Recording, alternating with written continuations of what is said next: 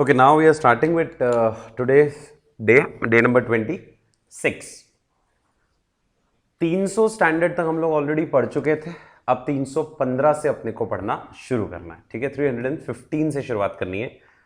300 तक की कहानी जो मैं आपको बता चुका था वो ये था कि 300 वाला स्टैंडर्ड जो है वो क्या बोलता है, planning the audit of financial statement के बारे में बात करता है. ठीक है, और प्लानिंग का बेसिक मतलब क्या होता है कि हम लोग को स्ट्रैटेजी बनानी है, स्ट्रैटेजी बनाने के बाद प्रोग्राम बनाना है, प्रोग्राम बनाने के बाद प्रोसीजर, प्रोसीजर के बाद टेक्निक्स. ठीक है, इसी तरह से हमारा काम चलता था और फिर हमको सबूत इकट्ठे करके और ओपिनियन देनी थी.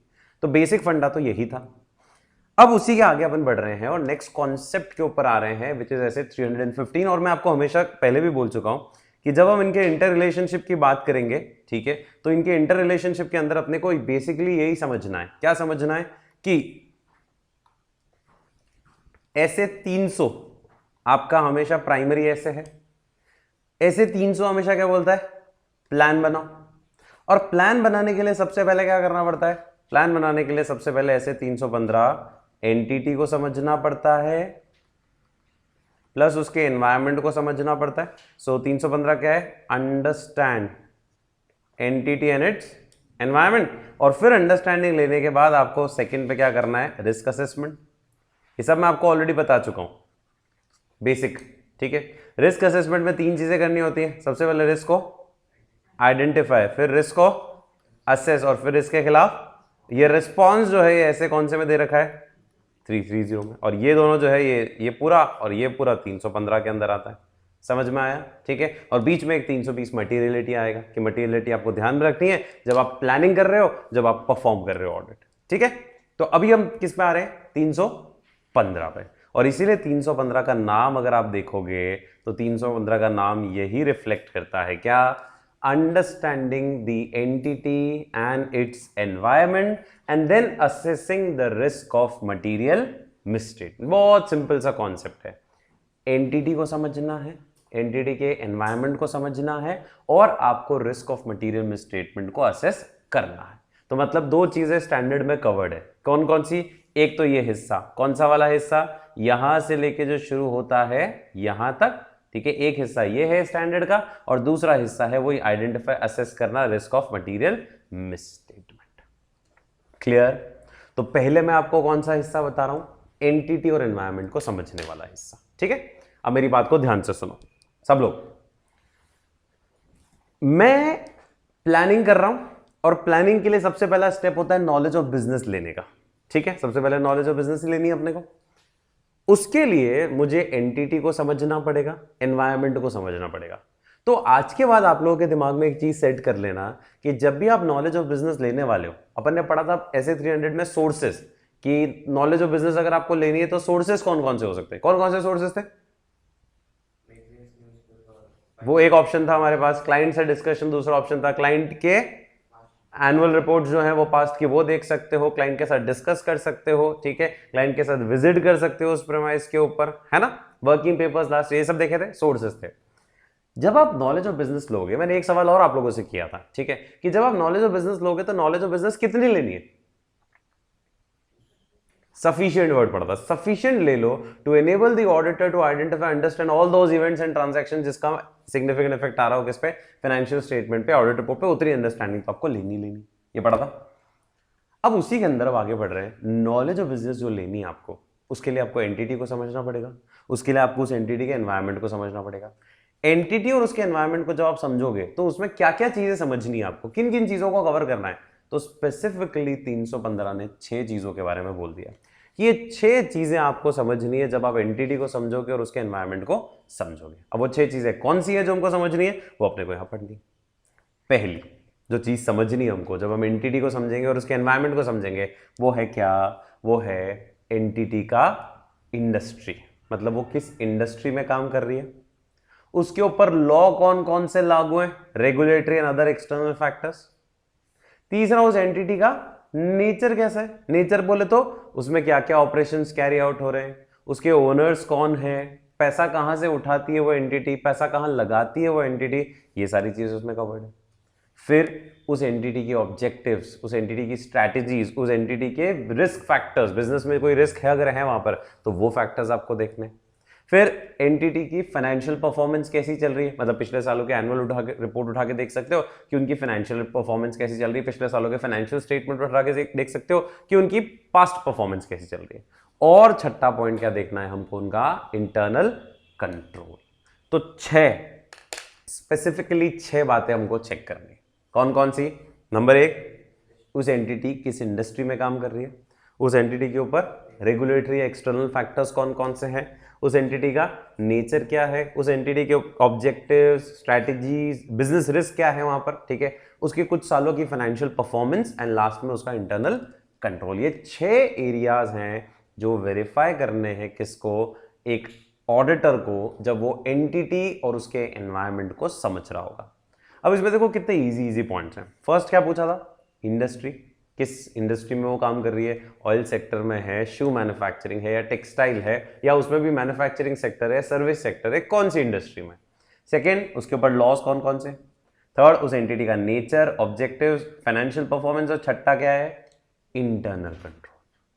और जब हम इंटरनल कंट्रोल की बात करेंगे, अब ध्यान से सुनना, थियोरेटिकल क्वेश्चन बन सकता है, जब हम इंटरनल कंट्रोल के अंडरस्टैंडिंग लेने की बात करते हैं ना, तो इंटरनल कंट्रोल के अंडरस्टैंडिंग लेने के लिए ऐसे 315 ने बोला है इसके 5 कंपोनेंट्स तुम्हें पढ़ने पड़ेंगे, ठीक है, और वही स्टैंडर्ड में सबसे डिटेल में दे रखे हैं और थ्योरी क्वेश्चन है, components of internal control as पर ऐसे 315, ठीक है, डायरेक्ट थ्योरी क्वेश्चन है, components of internal control as पर ऐसे 315। मतलब जब आप इंटरनल कंट्रोल को समझ रहे होगे तो इंटरनल कंट्रोल में तुम्हें किन किन चीजों को समझना है, इंटरनल कंट्रोल को जब तुम समझ रहे हो तो उसमें किस किस एस्पेक्ट को तुम्हें समझना है, वो यहां पर क्वेश्चन पूछा है। 5 एस्पेक्ट होते हैं जो इंटरनल कंट्रोल में देखने में, पहले आपको चार्ट वाइज समझाने की कोशिश करता हूं उस कॉन्सेप्ट को। देखो, मुझे इंटरनल कंट्रोल सिस्टम को समझना है, तो कंट्रोल को समझने के लिए मेरे पास 5 कंपोनेंट्स हैं इसके, जो पांचों कंपोनेंट्स मुझे क्या करने हैं, देखने, ठीक है। पहला कंपोनेंट होता है कंट्रोल का माहौल या एनवायरनमेंट।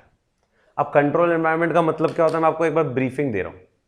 कंट्रोल एनवायरनमेंट का मतलब होता है इंटरनल कंट्रोल जो लगे हुए हैं ना, वो वास्तविकता में या उसका माहौल, माहौल का मतलब, एनवायरनमेंट का मतलब ये हो गया, क्या लोग सीरियस है कंट्रोल्स के प्रति, क्या मैनेजमेंट ओवरराइड तो नहीं करता है कंट्रोल्स को समय समय पे, क्या वहां पर सबको पता है कि इस तरह से कंट्रोल्स को लगाना है, रिस्पॉन्सिबिलिटी असाइन कर रखी है, डेलीगेट कर रखी है अथॉरिटी आपने सामने वाले को, ठीक है, टीसीडब्ल्यूजी मैनेजमेंट इन्वॉल्व है ना, सबको कम्युनिकेट कर रहा है, पार्टिसिपेट खुद भी कर रहा है। ये चीज अगर नहीं होंगी तो कंट्रोल लगाने के बावजूद भी कोई मतलब नहीं, क्योंकि माहौल ही वहां ऐसा है, वहां कंट्रोल लग भी गए तो भी इफेक्टिव नहीं हो पाएंगे। तो सबसे पहले you have to check the control environment, whether TCWG, whether management is clear, ठीक है, they are communicating to everyone कि हमें इस कंट्रोल सिस्टम को लगाना है, एनफोर्स करवा रहे हैं, ठीक है, स्ट्रिक्टली एनफोर्स करवा रहे हैं, सबको अथॉरिटी दे रखी है, रिस्पॉन्सिबिलिटी दे रखी है, स्ट्रक्चर भी क्लियर है कि किसकी क्या अथॉरिटी होगी, किसको किसको रिपोर्ट करना होगा, ऑर्गेनाइजेशन स्ट्रक्चर भी क्लैरिटी के साथ है। मतलब माहौल ऐसा है जहां पर स्ट्रिक्टनेस है तो कंट्रोल लगेगा अच्छे से, नहीं तो जहां स्ट्रिक्टनेस नहीं वहां कंट्रोल लगा भी दिया आपने तो भी उसकी इफेक्टिव इंप्लीमेंटेशन नहीं हो पाएगी। So first thing you have to check is in the internal control is the control environment. Clear? Second चीज क्या देखनी होती है? सेकेंड चीज बहुत सिंपल है, क्या कंट्रोल भी समय समय पे क्या कर रहा है, रिस्क असेस कर रहा है कि नहीं कर रहा है। प्राइमरीली इंटरनल कंट्रोल का ही काम है रिस्क को असेस करना, ठीक है, और इंटरनल कंट्रोल सिस्टम ऐसा होना चाहिए जिसके अंदर रिस्क असेसमेंट प्रोसीजर इनबिल्ट होने चाहिए। फाइन। थर्ड आता है कंट्रोल की एक्टिविटीज। एक्टिविटीज का मतलब सेग्रीगेशन ऑफ ड्यूटी उसमें लगा रखा है कि नहीं लगा रखा है, डिवीजन ऑफ वर्क कर रखा है कि नहीं कर रखा है, आईटी के ऊपर कंट्रोल्स लगा रखे कि नहीं लगा रखे। कंट्रोल के अंदर जो एक्टिविटीज, एक्चुअल जो एक्टिविटीज परफॉर्म हो रही है, एक्चुअल जो पॉलिसीज और प्रोसीजर्स है वो आपको देखने वो इफेक्टिव है कि नहीं। फिर एक मस्ट पॉइंट होता है आईएस पे कंट्रोल, इंफॉर्मेशन सिस्टम पे कंट्रोल, प्लस एक कॉन्सेप्ट और आएगा इसके अंदर कम्युनिकेशन का। पहले तो आईएस के ऊपर तो देखेंगे, मतलब कि सिस्टम सारी चीजें रिकॉर्ड कर रहा है, कोई भी अनरिकॉर्डेड ट्रांजैक्शन नहीं ले रहा है सिस्टम, ठीक है, सीरियल नंबर ले रहा है, कुछ भी एरर आ रहा है तो दे रहा है, ये आप देखो देखना है। और कम्युनिकेशन का मतलब है कि जो भी तुमने ये पॉलिसी बनाई है ना, कंट्रोल्स लगाए हैं, ये तुमने सबको कम्युनिकेट किए कि नहीं किए, चाहे बुकलेट्स के थ्रू कर दो, चाहे एक पॉलिसी मैनुअल बना दो, चाहे आईसीएस की मैनुअल बना दो, पर किसी ना किसी तरीके से कम्युनिकेटेड होना चाहिए। और जिस भी बंदे को तुम जिम्मेदारी दे रहे हो कंट्रोल लगाने की, उसके पास वो अथॉरिटी एक्सपीरियंस होना चाहिए। एसक्यूसी में भी पढ़ा था अपन ने। और लास्ट पॉइंट वही है यहाँ पर भी कि मॉनिटरिंग भी हो रही है कि नहीं हो रही कंट्रोल की समय समय पे, ताकि अगर कहीं कोई डेफिशिएंसी आए तो उसको दूर करी जा सके। क्लियर? तो ये 5 क्या हैं? कंपोनेंट्स हैं किसके? इंटरनल कंट्रोल्स के। मैं एक एक कंपोनेंट के ऊपर आ रहा हूं। सबसे पहला कंपोनेंट कौन सा है? कंट्रोल का एनवायरनमेंट। ठीक है, एक एक कंपोनेंट के ऊपर डिस्कशन शुरू करते हैं। नाउ कंट्रोल एनवायरनमेंट में क्या क्या लिखा हुआ है देखो। कंट्रोल एनवायरनमेंट में ये ए से लेके जी तक एलिमेंट है, और ये एक तरह से आपके लिए थियोरेटिकल क्वेश्चन के रूप में काम आ सकता है कि what are the elements of control environment. ठीक है, समझ आ रहा है ना अपन क्या पढ़ रहे हैं? मैं वापस बता रहा हूं, देखो अपन क्या पढ़ रहे हैं। ठीक है, we are what doing what?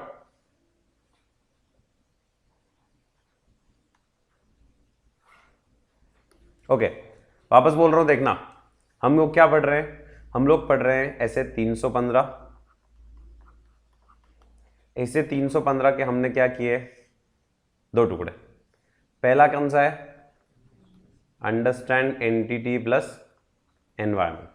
इसको अंडरस्टैंड करने के लिए हमने सबसे पहले industry, second regulatory and external factor, third nature of the entity, fourth objective strategies risk, fifth financial performance and sixth internal control system को असेस किया। इंटरनल कंट्रोल सिस्टम को जब असेस कर रहे हैं तो उसके वापस क्या आ रहे हैं? 5 एलिमेंट्स। पहला control environment, risk assessment, control activity, information system and communication and monitoring of control. अब जब हम कंट्रोल एनवायरनमेंट की बात कर रहे हैं तो इसके वापस क्या है? इसके वापस ए से लेके जी तक एलिमेंट्स हैं। ठीक है, जो एक अच्छा क्वेश्चन है हमारे लिए, है ना। मैंने आपको क्या बोला कंट्रोल एनवायरनमेंट का मतलब? कंट्रोल एनवायरनमेंट का मतलब है कि क्या यहां पर इस एंटिटी के अंदर ऐसा माहौल है कि सभी लोग कंट्रोल्स को एक्सेप्ट करने के लिए या फॉलो करने के लिए रेडी है। तो ऐसे चेक करने के लिए अपने को क्या करना पड़ेगा? सबसे पहले कंट्रोल एनवायरनमेंट के अंदर ये देखना है क्या कि क्या जो बॉस है, और इसको एक बहुत सिंप्लीफाइड कहानी के थ्रू समझा दूंगा मैं, कि क्या जो बॉस है वो बॉस सबको कम्युनिकेट कर रहा है और एनफोर्स करवा रहा है कि हमें इंटीग्रिटी के साथ काम करना है, ईमानदारी के साथ, और हमें एथिक्स को फॉलो करते हुए काम करना है। क्योंकि माहौल जहां ईमानदारी का होगा, माहौल जहां कौन सा होगा? एथिक्स को फॉलो करने का होगा, वहां पर ऑटोमेटिकली क्या होने वाला है? वहां पर ऑटोमेटिकली इंटरनल कंट्रोल्स को भी कंसिस्टेंसी के साथ, बिल्कुल ऑनेस्टी के साथ लगाया जाएगा। और जहां पर माहौल ही कैसा है, जहां पर इंटीग्रिटी नहीं है, मतलब ईमानदारी से काम नहीं होता है, जहां एथिक्स को साइड में रखा जाता है, तो वहां पर कंट्रोल का भी सही लगना डाउटफुल हो जाएगा ऑडिटर के लिए, और वहां पर हो सकता है इंटरनल कंट्रोल पे वो इतना रिलाय ना करे। तो कंट्रोल एनवायरनमेंट के अंदर सबसे पहला पॉइंट क्या है? क्या आपको ये चेक करना है, क्या कम्युनिकेटेड है और एनफोर्स मतलब लागू करवाई जा रही है। क्या लागू करवाई जा रही है? इंटीग्रिटी और एथिकल वैल्यूज। क्योंकि लिखा भी यही आगे देखो, कंट्रोल की इफेक्टिवनेस कभी भी राइज नहीं कर सकती above what? Above the integrity and ethical values of the people who are creating it, who are administering it and who are monitoring it. क्योंकि जो लोग इस इंटरनल कंट्रोल को क्रिएट कर रहे हैं, जो लोग इस इंटरनल कंट्रोल को एडमिन कर रहे हैं, जो लोग इस इंटरनल कंट्रोल को क्या कर रहे हैं? मॉनिटर कर रहे हैं, अगर वही इंटीग्रिटी और एथिकल वैल्यूज को फॉलो नहीं करेंगे, मतलब मैंने इन शॉर्ट वही बोल दिया कि मैनेजमेंट अगर ईमानदारी से काम नहीं करेगा तो कंट्रोल्स में घपले तो करेगा ही करेगा, आप उसकी इफेक्टिवनेस इंश्योर कर ही नहीं सकते, इंटरनल कंट्रोल अच्छा चलेगा। फाइन, पहला पॉइंट। ओके, इसमें आगे क्या लिखा हुआ है? Integrity and ethical behaviour are the product of entities ethical and behavioural standard, how they are communicated and how they are enforced in practice. ये आपको चेक करना है। तो ऊपर वाली लाइन में भी ये लिखा था कि हमें यही देखना है कि ये जो इंटीग्रिटी और एथिकल के जो स्टैंडर्ड्स है, बिहेवियरल स्टैंडर्ड हर कंपनी सेट करती है अपने एम्प्लॉइज के लिए, वो किस तरह से लागू करवाए जा रहे हैं, वो किस तरह से कम्युनिकेटेड है, ठीक है, और एक्चुअली प्रैक्टिकली वो लागू कराया जा रहा है कि नहीं कराया जा रहा है, प्रैक्टिस में भी वो लागू कराया जा रहा है कि नहीं कराया जा रहा है, ये आपको वेरीफाई करना है। क्योंकि कंट्रोल की इफेक्टिवनेस इनसे ऊपर उठ के कभी जा ही नहीं सकती, क्योंकि यही लोग तो उसको क्रिएट करते हैं, यही लोग तो उसको एडमिन करते हैं, और यही लोग तो उसको मॉनिटर करते हैं। तो मुझे पहली चीज ये देखनी है कि क्या सबको कम्युनिकेटेड है इंटीग्रिटी और एथिकल वैल्यूज, और क्या ये रीइंफोर्स भी कराई जा रही है कि नहीं जा रही है। ठीक है, first point is clear. Second is easy, commitment to competence. क्या सारे एम्प्लॉइज कमिटेड है क्या करने के लिए? कॉम्पिटेंस के साथ काम करने के लिए। मतलब सारे एम्प्लॉइज ये बोल रहे हैं या ये दिख रहा है हमें कि they are all committed to competence, मतलब वो एक्सीलेंस के साथ काम करने के लिए तैयार है। ठीक है, इसका मतलब है कि माहौल हार्ड वर्किंग का है, कमिटेड लोगों का है, वहां पर कंट्रोल्स की इफेक्टिवनेस भी अच्छी हो जाएगी। Third, participation by TCWG, those charged with governance वाले जो लोग हैं TCWG, वो भी पार्टिसिपेट करें। जैसा मैंने आपको बोला, माहौल तभी अच्छा होगा जब मैनेजमेंट भी पार्टिसिपेट कर रहा है, TCWG वाले भी पार्टिसिपेट कर रहे हैं। So one is participation by TCWG and then second is management की भी फिलॉसफी और ऑपरेटिंग स्टाइल ऐसी हो गई है कि वो कंट्रोल को बिल्कुल 100% सपोर्ट करता है और कंट्रोल के बाहर जाके काम नहीं करता है। फाइन, उसके बाद कौन सा पॉइंट आया? Organisational structure. ऑर्गेनाइजेशन स्ट्रक्चर समझते हो ना, चार्ट, हायरार्की। ठीक है, कि क्लैरिटी होनी चाहिए कि किसकी क्या अथॉरिटी, किसकी क्या रिस्पॉन्सिबिलिटी, किसको किसको रिपोर्ट कर रहा है, क्लैरिटी होनी चाहिए हर चीज की। तो वो है यहां पर कि नहीं? अगला, अथॉरिटी रिस्पॉन्सिबिलिटी प्रॉपर बंदों को असाइंड है कि नहीं? ठीक है, मतलब हर किसी को असाइन तो नहीं कर दी भाई, जिसको असाइन करना था उसके पास एक्सपीरियंस है उस चीज को पूरा करने के लिए। So assignment of authority and responsibility में क्या लिखा हुआ है? इट में includes policies relating to appropriate business practices, knowledge and experience of key personnel and resources provided for carrying out their duties। मतलब हर चीज क्लैरिटी के साथ है। आपने जिसको भी काम दिया है उसको बता दिया, देखिए ये काम तुझे करना है, ये तेरी अथॉरिटी रहेगी, तेरी रिस्पॉन्सिबिलिटी रहेगी, और ये रिसोर्सेज मैं तुम्हें प्रोवाइड कर रहा हूं for carrying out this duty. वो क्लैरिटी है कि नहीं है? और लास्ट में HR की भी पॉलिसीज और प्रैक्टिस है। HR पॉलिसीज में क्या हो गया? प्रमोशन, स्किल्स, परफॉर्मेंस इवैल्यूएशन समय समय पे हो रहा है, जो अच्छा कर रहा है उसको बोनस दिया जा रहा है कि नहीं दिया जा रहा है, क्योंकि ऑटोमेटिकली शुरू में भी बोला था, एक एम्प्लॉय अगर मोटिवेटेड होगा तो वो अच्छे से काम करने के लिए रेडी रहेगा। ठीक है, so for example there should be standard, मतलब इंटरनल कंट्रोल के अंदर स्टैंडर्ड सेट होना चाहिए कि भाई हमें सिर्फ मोस्ट क्वालिफाइड इंडिविजुअल्स को रिक्रूट करना है, उनको हमें ट्रेनिंग देनी है। प्रमोशन जो ड्रिवन होगा वो परफॉर्मेंस अप्रेजल से ड्रिवन होगा कि जो लोग एंटिटी के लिए कमिटेड हैं, जो लोग कॉम्पिटेंस के साथ काम कर रहे हैं, जो ट्रस्टवर्दीनेस के साथ काम कर रहे हैं, उनको प्रमोशन मिलेगा। नहीं कर रहे हैं, उनकी परफॉर्मेंस इवैल्यूएशन में पाया गया कि वो कमिटेड नहीं है, तो नहीं मिलेगा। हर चीज क्या होगी? क्लियर। तो ऑटोमेटिकली वहां पर कंट्रोल्स का लगना कंफर्टेबल हो जाएगा। वापस बोल रहा हूं, क्या पॉइंट डिस्कस कर रहे हैं? Elements of control environment. Control environment के कितने एलिमेंट आपको दिख रहे हैं यहां पर? 7। और कहानी इस प्रकार है, मैं ऑडिटर हूं, मैं गया इंटरनल कंट्रोल्स के एनवायरमेंट को देखने। सबसे पहले मैं क्या देखूंगा? सबसे पहले मैं देखूंगा वहां पर कि यहां पर क्या सबको कम्युनिकेटेड है, इंटीग्रिटी और एथिकल वैल्यूज, और एनफोर्स भी कराई जा रही है। मैं सबसे पहले देखूंगा। ठीक है, ये कौन करवा रहा है? मैनेजमेंट और TCWG। ठीक है, तो मैनेजमेंट ऊपर से खड़ा होकर बोल रहा है कि सभी लोगों को, सारे एम्प्लॉयज को, सभी लोगों को इंटीग्रिटी के साथ काम करना है, एथिकल वैल्यूज के साथ काम करना है। ठीक है, और ये मैं कम्युनिकेट भी कर रहा हूं और एनफोर्स भी करवा रहा हूं। और मैनेजमेंट और TCWG आगे क्या बोलता है कि हम सबको कमिटमेंट के साथ काम करना है कॉम्पिटेंस की तरफ। ये ऊपर से भाषण दे रहा है कौन? TCWG, management. तो नीचे से किसी एम्प्लॉय ने बोला ठीक है हम तो कर लेंगे, आप क्या करोगे? तो TCWG ने बोला मैं भी क्या करूंगा? पार्टिसिपेट करूंगा। मैनेजमेंट ना, हम भी हमारी फिलॉसफी और ऑपरेटिंग स्टाइल ऐसी ही रखेंगे। तो माहौल अच्छा हो गया थोड़ा। फिर TCWG ने बोला टेंशन नहीं है, किसको, अब वो एम्प्लॉय ने पूछा मान लो कि किसको क्या करना है, कैसे पता चलेगा? बोले हम क्लियरिटी के साथ ऑर्गेनाइजेशन स्ट्रक्चर सेट कर रहे हैं, उसके अंदर हम बता रहे हैं कि किसको क्या अथॉरिटी रहेगी, किसकी क्या रिस्पॉन्सिबिलिटी रहेगी, और हम तुम लोगों के लिए HR पॉलिसीज और प्रैक्टिसेस भी बना रहे हैं ताकि कोई इशू किसी को भी ना रहे। तो ये कहानी के through elements of control environment आसानी से समझ में आ जाएंगे। ठीक है, वापस एलिमेंट्स ऑफ कंट्रोल एनवायरनमेंट में नंबर 1, बॉस ने क्या बोला?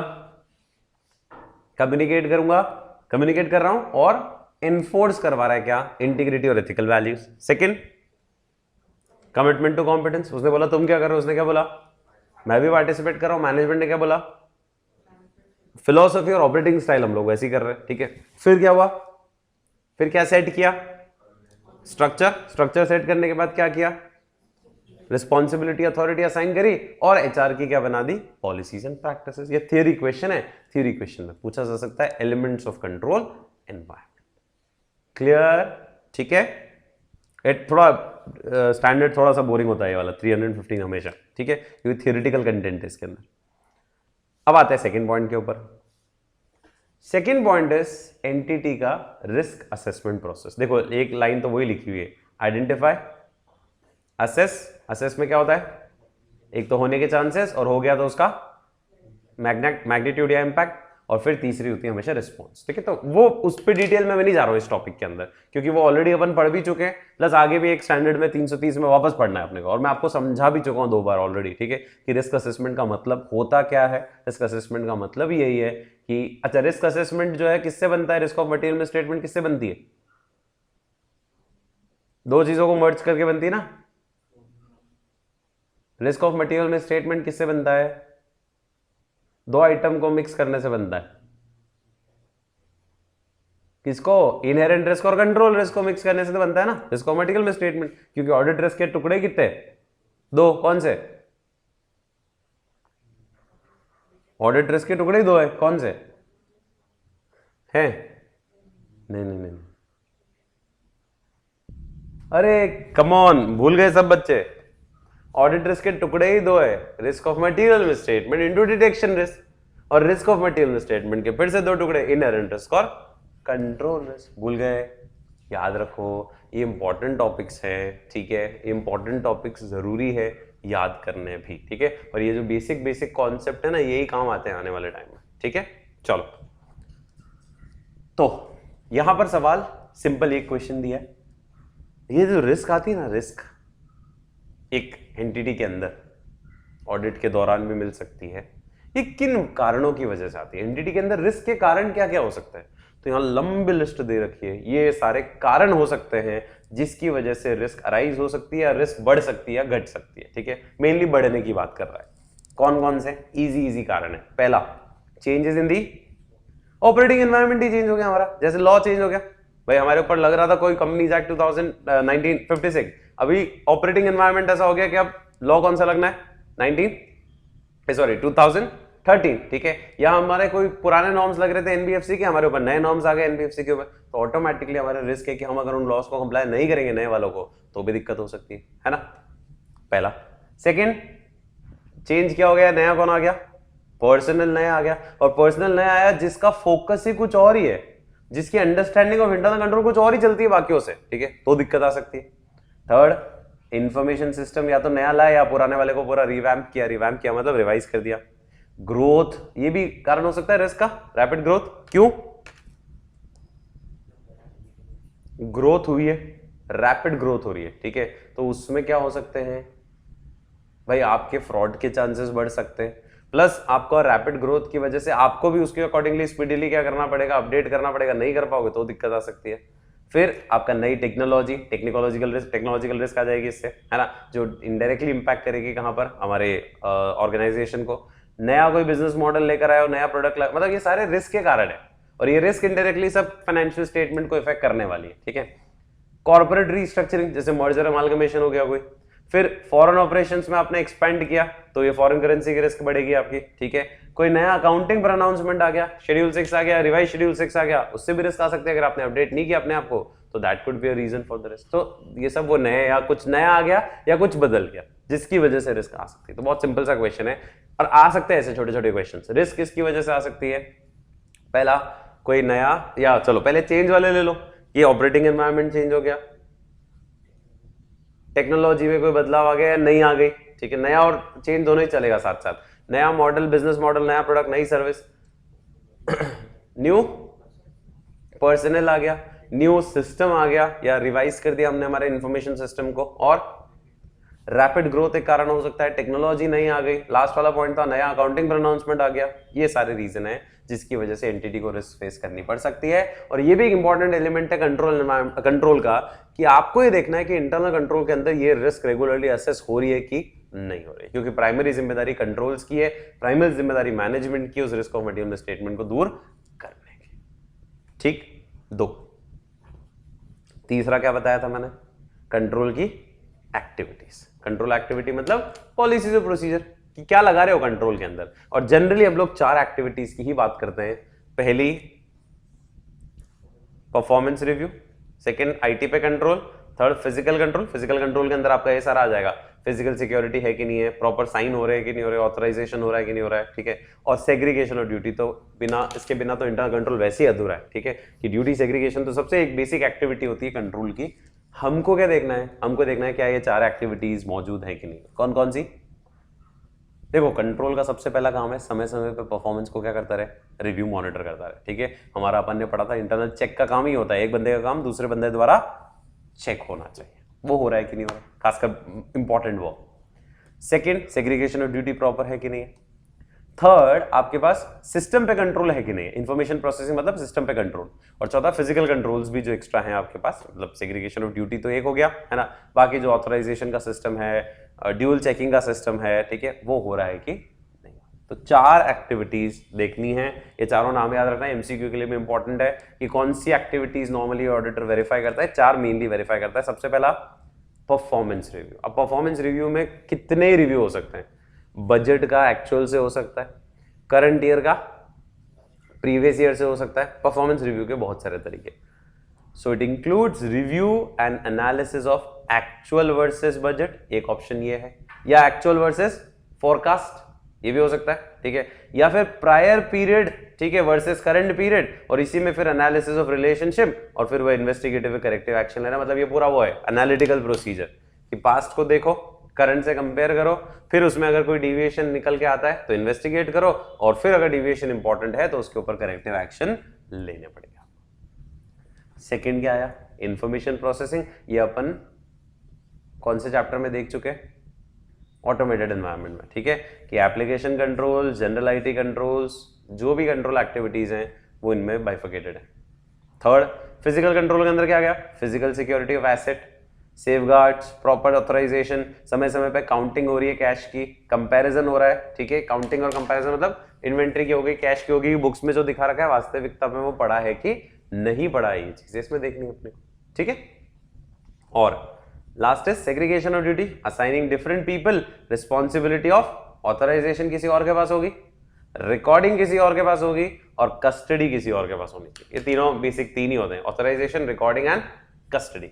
कस्टडी जिस बंदे के पास है वो उसकी रिकॉर्डिंग नहीं करेगा, रिकॉर्डिंग जिस बंदे के पास है वो उसको ऑथराइज नहीं कर सकता, क्योंकि सेम ही बंदा ऑथराइज करके खुद रिकॉर्ड कर रहा है तो आराम से कब्ले कर सकता है, ठीक है। सो ये 4 क्या हैं कंट्रोल की एक्टिविटीज।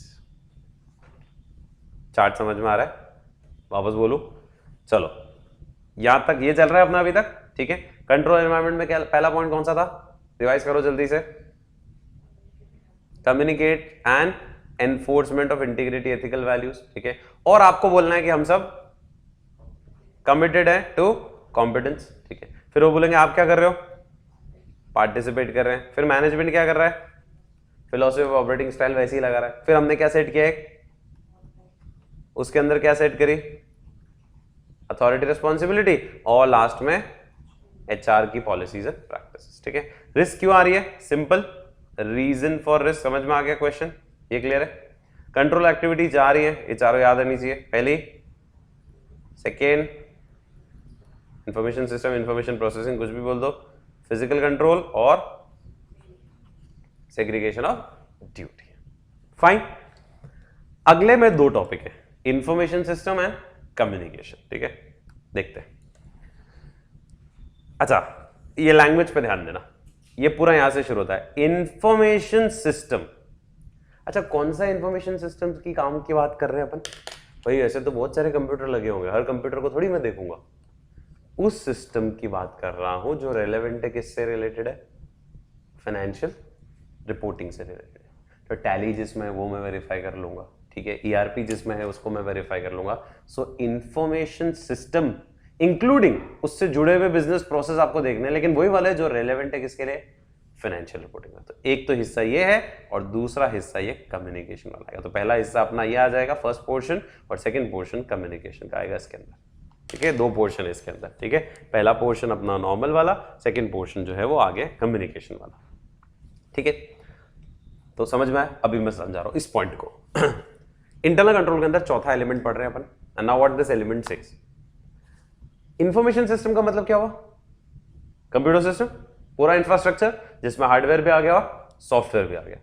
हमें सिस्टम में यह देखना है कि सिस्टम पे जो कंट्रोल लगे हुए ठीक है, सिस्टम के कंट्रोल लगे हुए कि लगे हुए उधर देख लिया, लेकिन सिस्टम ऐसा होना चाहिए, कैसा होना चाहिए, ये 5 पॉइंट देखो। पहले तो इंफॉर्मेशन सिस्टम की डेफिनेशन दे रखी है। इंफॉर्मेशन सिस्टम मतलब एक इंफ्रास्ट्रक्चर पूरा, जिसमें फिजिकल हार्डवेयर कंपोनेंट भी आ गए, सॉफ्टवेयर भी आ गए, और उसको चलाने वाले लोग और उसके अंदर जो डेटा और प्रोसीजर आ रहे हैं वो सब मिला के इंफॉर्मेशन सिस्टम हो गया। हमको क्या देखना है, हमको ये देखना है इंफॉर्मेशन सिस्टम के अंदर ऐसे सारे मेथड्स हैं और ऐसे सारे रिकॉर्ड्स हैं। इंफॉर्मेशन सिस्टम के अंदर ऐसे सारे मेथड्स हैं और ऐसे सारे रिकॉर्ड्स हैं जो क्या कर रहे हैं, जो नंबर 1 आइडेंटिफाई कर रहे हैं और रिकॉर्ड कर रहे हैं सारे वैलिड ट्रांजैक्शंस को। मतलब सिस्टम ऐसा होना चाहिए जो सारे वैलिड ट्रांजैक्शंस को आइडेंटिफाई करके रिकॉर्ड कर ले।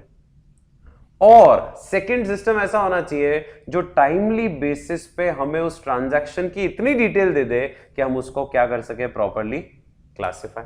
तो सबसे पहला हुआ recording, second is classification, third उसकी valuation, measure the value of transaction ताकि उसको सही वैल्यू पे हम रिकॉर्ड कर सके।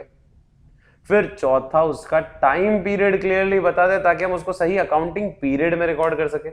और चौथा सिस्टम उसको ढंग से प्रेजेंट कर ले ताकि हम उसको डिस्क्लोज कर सके फाइनेंशियल स्टेटमेंट। मतलब सिस्टम ये सारे काम करना चाहिए, क्योंकि अब मैनुअल वाला काम तो खत्म ही हो गया। तो सिस्टम ही क्या करना चाहिए, सबसे पहले सारे वैलिड ट्रांजैक्शंस जो हैं उनको आइडेंटिफाई करके रिकॉर्ड करना शुरू कर दे। फिर उनको डिटेल, इतनी डिटेल में ले ले ताकि हमें पता चल जाए कि उसको क्लासिफिकेशन कौन से हेड में करना है। फिर उसका वैल्यू सही ढंग से निकाल ले, मेजर कर ले ताकि हम उसकी रिकॉर्डिंग सही कर सकें वैल्यू पे। फिर उसका टाइम पीरियड डिटरमाइन कर ले कि ट्रांजैक्शन कब हुआ ताकि हम उसको सही अकाउंटिंग पीरियड में रिकॉर्ड कर सकें। और आखिरी में उसको हम प्रेजेंट कर सके प्रॉपर्ली और उसको डिस्क्लोज कर सके फाइनेंशियल स्टेटमेंट में। इतनी क्लैरिटी होनी चाहिए। ठीक है, फाइन। ये तो हुआ कौन सा, इंफॉर्मेशन सिस्टम। और कम्युनिकेशन में तो मैंने आपको क्या बोला कि आपने जो भी इंटरनल कंट्रोल की पॉलिसीज, प्रोसीजर्स, सिस्टम से रिलेटेड कुछ भी बना रखे हैं वो सब आपको कम्युनिकेट करने जरूरी। आपने कम्युनिकेट, कंट्रोल एनवायरनमेंट भी तभी अच्छा होगा जब ईमानदारी की बात कर रहे हो। और ये वाले पॉइंट में भी यही लिखा हुआ है कि आपको उनको समझाना है। You have to provide an understanding of the individual roles and responsibilities pertaining to internal control over financial reporting। और ये कैसे समझा सकते हो, इसके लिए या तो कि पॉलिसी मैनुअल छपवा लो, चाहे अकाउंटिंग को या एफआर मैनुअल छपवा लो, या एक मेमोरेंडम रिकॉर्ड छपवा के आप पब्लिश कर सकते हो अपने एम्प्लॉइज के लिए। इन तरीकों से आप उनको कम्युनिकेट जरूर कर देना ताकि उनको उनकी जिम्मेदारियां पता चल जाए, किसकी क्या रिस्पॉन्सिबिलिटी है, किसका क्या रोल है। क्लियर, कंफर्टेबल, थियोरी चल रही, थियोरी। ठीक है, पांचवा मॉनिटरिंग ऑफ कंट्रोल। देखो ये तो सिंपल है, नाम से भी क्लियर है। क्या कंट्रोल्स को समय समय पे क्या किया जा रहा है, एस्टैब्लिश करने के बाद मॉनिटर या मेंटेन किया जा रहा है कि नहीं किया जा रहा है। अब मॉनिटरिंग कैसे हो सकती है, इसमें एग्जांपल्स दिए मैंने 3 यहां पर आपको। बाकी मॉनिटरिंग का सिंपल मतलब तो क्या लिखा हुआ है, an important management responsibilities to establish and maintain internal control on an ongoing basis.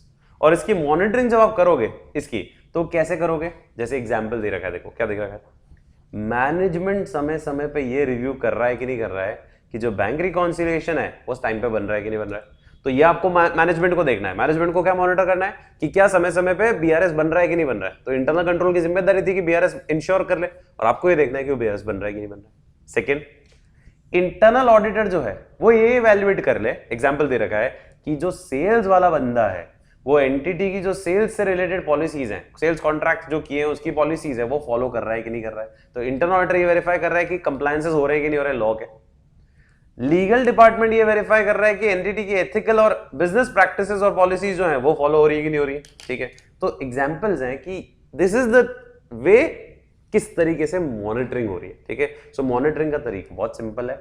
आपको ये देखना है कि जो इंटरनल कंट्रोल सिस्टम आपने एस्टैब्लिश किया है वो ऑनगोइंग बेसिस पे मेंटेन हो रहा है कि नहीं हो रहा है। और उसके लिए एग्जाम्पल बता दिया कि मैनेजमेंट क्या करे, मैनेजमेंट देखे कि बीआरएस टाइमली प्रिपेयर हो रहा है कि नहीं हो रहा है। उसके लिए लीगल डिपार्टमेंट वाले देख ले कि एंटिटी की जो बिजनेस पॉलिसी है, एथिकल पॉलिसीज है वो फॉलो हो रही है। उसके लिए इंटरनल ऑडिटर देख ले कि किसी डिपार्टमेंट ने जो पॉलिसी कॉन्ट्रैक्ट के टर्म्स एंड कंडीशन है वो फॉलो किए हैं कि नहीं किए, ये वेरीफाई करना है।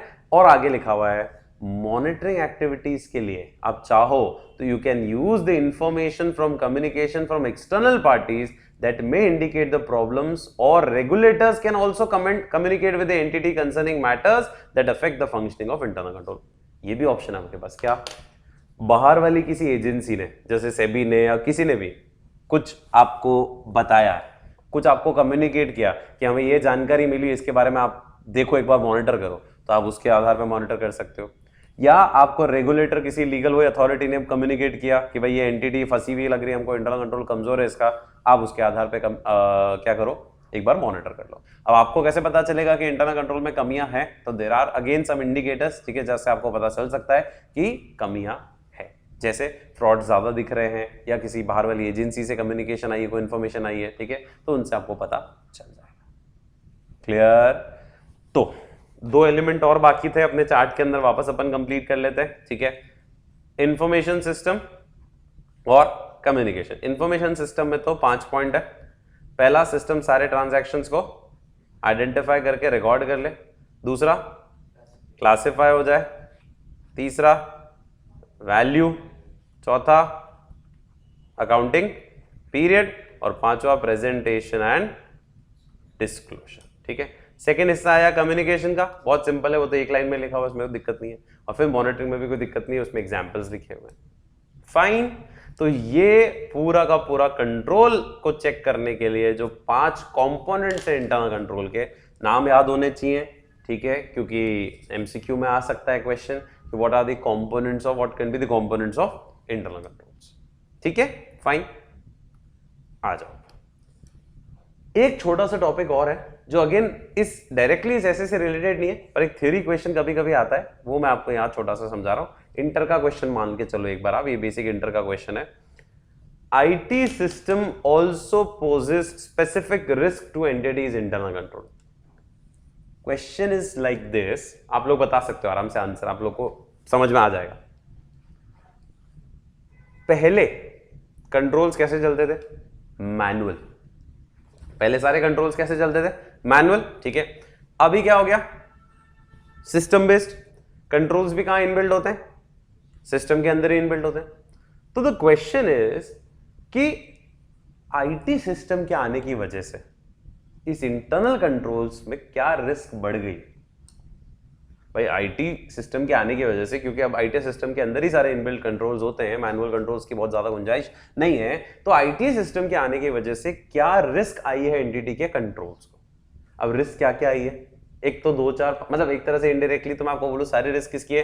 कंप्यूटर से जुड़ी हुई रिस्क एक तरह से कंट्रोल्स के अंदर भी घुसेगी, ठीक है। क्या रिस्क आ सकती है? कि अनऑथराइज कोई क्या कर सकता है? एक्सेस कर सकता है, कोई इनअप्रोप्रिएट इंटरवीन कर सकता है, ठीक है। डेटा का क्या हो सकता है? मिसयूज हो सकता है, डेटा का अब्यूज हो सकता है, डेटा लॉस हो सकता है, ठीक है। बहुत सारे रिस्क है, ठीक है। डिस्ट्रॉय हो सकता है डेटा, है ना, जिसको चेंजेस करने अंदर वो चेंजेस नहीं कर पा रहा है क्योंकि कुछ वायरस अटैक हो चुका है या हैकिंग अटैक हो चुका है, ठीक है। तो ये सारे तरीके हैं, ये सारे एग्जाम्पल्स हैं कि आईटी की वजह से रिस्क क्या आ रही है कंट्रोल्स को। पहला कहता है, हम क्या करते हैं, हम सिस्टम को भगवान मान लेते हैं, और क्लाइंट भी हमको यही बोलता है कि हमने कुछ नहीं किया है, जो भी हुआ है वो किससे हुआ है?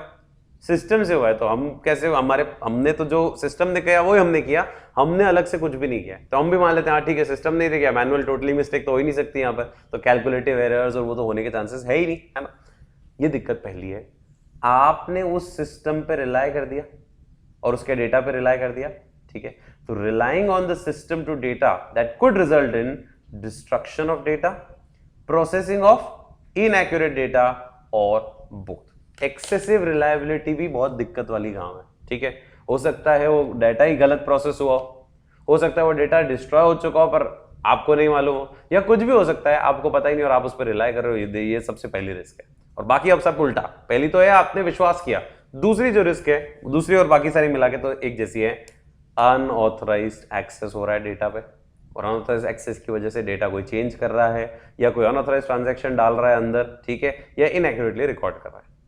फिर ये भी है कि आईटी पर्सनल जिसको हमने एक्सेस दिया उसने अपनी एक्सेस का क्या किया? मिसयूज। तो IT personnel gaining access beyond those necessary to perform their duties, thereby breaking down the segregation of duty. भाई जिसको हमने पावर दी थी कि तू सिर्फ रीड ओनली कर सकता है ऑडिटर को, कि सिर्फ आप रीड कर सकते हो, उसने ऑल्टर भी कर दिया उसके अंदर, ठीक है। फिर मास्टर फाइल समझते हो, मेन जो फाइल होती है, दो फाइल होती है, मास्टर फाइल और ट्रांजैक्शन फाइल। मास्टर फाइल जैसे बैलेंस शीट का डेटा में किसी ने अनऑथराइज चेंज कर दिया, या उस सॉफ्टवेयर के अंदर ही चेंज हो गया, सिस्टम के अंदर ही किसी ने अनऑथराइज चेंज कर दिया, या जिसको चेंज करना था failure to make the necessary changes, मतलब ऑथराइज पर्सन जो चेंज करना चाह रहा है बेचारा वो कर ही नहीं पा रहा है, ऐसा कुछ हैंग हुआ हुआ है सिस्टम। फिर मैनुअल इंटरवेंशन हो रही है, और लास्ट में वही वापस सेम हो गया, लॉस ऑफ डेटा और inability to access the data, या तो डाटा लॉस हो गया या मुझे एक्सेस करना है और मैं एक्सेस नहीं कर पा रहा हूं। क्वेश्चन अलग ही है, इस स्टैंडर्ड से डायरेक्टली मत जोड़ना इसको, ये सिंपल क्वेश्चन दिया क्योंकि कंट्रोल के साथ था इसलिए कंट्रोल के साथ दे दिया। आईटी सिस्टम की वजह से क्या रिस्क आ सकती है एंटिटी के कंट्रोल्स को? पहला तो है रिलाय करना सिस्टम पे और डेटा पे could result in destruction of data और processing of inaccurate data. Unauthorised access कर सकता है, ऑथराइज एक्सेस वाला भी एक्सेस का मिसयूज कर सकता है, ज्यादा एक्सेस कर सकता है, ठीक है, थर्ड पॉइंट हो गया। फिर अनऑथराइज चेंजेस हो सकते हैं मास्टर फाइल के डेटा में, अनऑथराइज चेंजेस हो सकते हैं हमारे सिस्टम और प्रोग्राम में, ठीक है। नेसेसरी जो चेंज करने वाला बंदा है वो चेंज ही नहीं कर पा रहा है, ठीक। और लास्ट पॉइंट पोटेंशियल लॉस और inability to access the data. Fine, clear. Last point इस पहले हिस्से का, ये अपना पहला हिस्सा चल रहा है। पहला हिस्सा कौन सा है?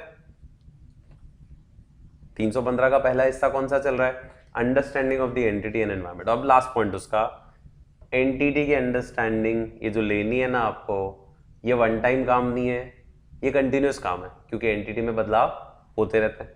और दूसरा सवाल ऑलरेडी अपन डिस्कस कर चुके हैं कि एंटिटी की अंडरस्टैंडिंग, एनवायरनमेंट की अंडरस्टैंडिंग कितनी लेनी है? इतनी ले लो कि सारे सिग्निफिकेंट इवेंट्स आइडेंटिफाई हो जाए, और इनडायरेक्टली और इजी बोलूं, इतनी ले लो कि सारे स्टैंडर्ड के ऑब्जेक्टिव पूरे हो जाए, सारे एसएस के ऑब्जेक्टिव पूरे हो गए, इसका मतलब आपने काम हो गया आपका, ठीक है। तो यहां पर वो दोनों चीजें लिखी हुई है, obtaining understanding of the entity and its environment including entity's internal control is a continuous dynamic process। ऐसा नहीं कि वन टाइम अंडरस्टैंडिंग लेनी है, लगातार गैदर करते रहना है, अपडेट करते रहना है, एनालाइज करते रहना है इंफॉर्मेशन को थ्रू आउट द ऑडिट। और ऑडिटर का प्राइमरी कंसिडरेशन क्या होगा जब भी अंडरस्टैंडिंग लेगा? इतनी अंडरस्टैंडिंग ले ले, वही सफिशिएंट वर्ड तो आता ही आता है, to meet the objective stated in the SS. तो रेस्पेक्टिव एसएस के सारे ऑब्जेक्टिव पूरे हो जाएं, उतनी अंडरस्टैंडिंग आपको लेनी थी। क्लियर? ये तो था कौन सा हिस्सा? पहला हिस्सा। अब अपन आते हैं कौन से हिस्से पे?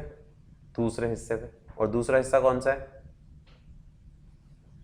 रिस्क असेसमेंट, ठीक है। दूसरा हिस्सा रिस्क असेसमेंट है, और ये मैं ऑलरेडी आपको समझा चुका हूं। रिस्क असेस जब करता है ना ऑडिटर, तो रिस्क कहां मिलती है? असर्शन लेवल पे। आइडेंटिफाई हमेशा कहां होगी? और असेसमेंट हमेशा कहां होगा? फाइनेंशियल स्टेटमेंट लेवल पे, ठीक है, क्योंकि उसका लाइक्लीहुड इम्पैक्ट तो फाइनेंशियल स्टेटमेंट पे देखना ना, ये ऑलरेडी अपन डिस्कस कर चुके हैं। सो auditor should identify assess the risk of material misstatement at the financial statement level and eight the assertion level, तो हो ही गया। अच्छा, कैसे रिलेट करना होता है उसकी कहानी भी दे रखी है। सबसे पहले तो आइडेंटिफाई करो रिस्क को और देखो कि असर्शन लेवल पे क्या गलत हो सकता है उसकी वजह से। फिर उस रिस्क का पोटेंशियल मैग्नीट्यूड और उस रिस्क की लाइक्लीहुड, ये दोनों किस पे देखनी है? Financial statement. इसलिए देखो इन दोनों के लिए लिखा हुआ है फाइनेंशियल स्टेटमेंट और इसके लिए लिखा हुआ है असर्शन, क्योंकि आइडेंटिफिकेशन हमेशा असर्शन पे होता है और ये दोनों जो चीजें हैं असेसमेंट, वो हमेशा फाइनेंशियल स्टेटमेंट लेवल पे होता है।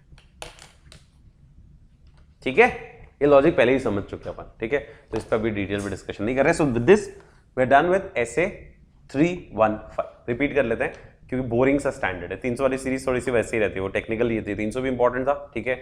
ऑडिट स्ट्रैटेजी क्या होती है, ऑडिट स्ट्रैटेजी बैकबोन की, ऑडिट स्ट्रैटेजी की स्टेप्स क्या है, ऑडिट स्ट्रैटेजी के फैक्टर्स क्या है, और ऑडिट प्लान को बनाते समय क्या फैक्टर्स ध्यान में रखने हैं, वो 300 में इंपॉर्टेंट 4 क्वेश्चन अपन ने डिस्कस किए थे लास्ट सेशन में। आज के सेशन में हम लोग अभी तक जो डिस्कस कर चुके हैं वो ये डिस्कस कर चुके हैं कि 315 के क्या टुकड़े? 2 टुकड़े, एंटिटी को समझना, एनवायरनमेंट को समझना और रिस्क को आइडेंटिफाई असेस करना। एंटिटी और एनवायरनमेंट को जब आप समझ रहे होगे तो क्या क्या करना है? 6 चीजें समझनी है। Industry, regulatory external factors, nature of the entity, objective, strategy, business risk, financial performance और इंटरनल कंट्रोल। इंटरनल कंट्रोल के अंदर 5 एलिमेंट फिर देखने हैं, क्या? Control environment, risk assessment, control activities, information system communication and monitoring of control, ठीक है। और फिर रिस्क असेसमेंट का तो बहुत सिंपल है, आइडेंटिफाइड रिस्क असर्शन लेवल पे और उसका लाइक्लीहुड और इंपैक्ट मैग्नीट्यूड फाइनेंशियल स्टेटमेंट, ठीक है, समझ गए। चल तो 315 यहां हुआ। 315 के बाद आती है बारी किसकी, 330 की। भाई 20 तो बाद में देखेंगे, अपन तो कहानी पढ़ेंगे ना पहले, ठीक है। 300 पढ़ा, 315 पढ़ा, फिर 330 पे आते हैं पहले, और फिर वापस पीछे आ जाएंगे किसके ऊपर, 20 के ऊपर। 330 क्या है नाम 330 का, auditor's response to assessed risk. मतलब ऑडिटर को जो रिस्क नजर आई कौन से स्टैंडर्ड में, 315 में जो नजर आई, आइडेंटिफाई करी उसने और असेस जो करी, उसके खिलाफ अब ऑडिटर को रिस्पॉन्ड करना है कौन से स्टैंडर्ड में, 330 के अंदर। तो इसलिए 330 का नाम भी यही है, ऑडिटर्स रिस्पॉन्स किसकी तरफ, असेस्ड रिस्क की तरफ। क्या रिस्पॉन्स रहेगा ऑडिटर का, 330 का नाम भी यही है। अब रिस्पॉन्स क्या रहेगा ऑडिटर का रिस्क के प्रति, उसके लिए सबसे पहली चीज ऑब्जेक्टिव। इस स्टैंडर्ड का क्या है, तो ऑब्जेक्टिव देखो करेंगे वैसे ही, पैटर्न वही चलने वाला है अपना, कौन सा वाला पैटर्न, वही चलने वाला है अपना, ऐसे 330 पहला टॉपिक। इस स्टैंडर्ड का देखो, इस स्टैंडर्ड में ज्यादा कुछ बचा नहीं है, क्योंकि अपन ने ऑडिट रिस्क समझ ली, इनहेरेंट कंट्रोल और डिटेक्शन रिस्क समझ ली, वो कॉन्सेप्ट अपने को क्लियर ही है वैसे भी, ठीक है, उसमें कोई इशू है नहीं। ऑब्जेक्टिव, ऑब्जेक्टिव क्या है इस स्टैंडर्ड का, कि आपको जो रिस्क असेस करी आपने कौन से स्टैंडर्ड में, 315 में जो रिस्क असेस करी, उसके खिलाफ आपको क्या करना है, रिस्पॉन्स करना है। उस रिस्पॉन्स को डिजाइन करके उस रिस्पॉन्स को इंप्लीमेंट करने का काम स्टैंडर्ड का। तो स्टैंडर्ड का ऑब्जेक्टिव क्या है, to obtain sufficient appropriate evidence about the assessed risk of material misstatement through designing and implementing appropriate response to those risk. या इसकी लैंग्वेज मोल्ड करके अपन लिखे, थोड़ा कंफर्टेबल जोन में जा गए।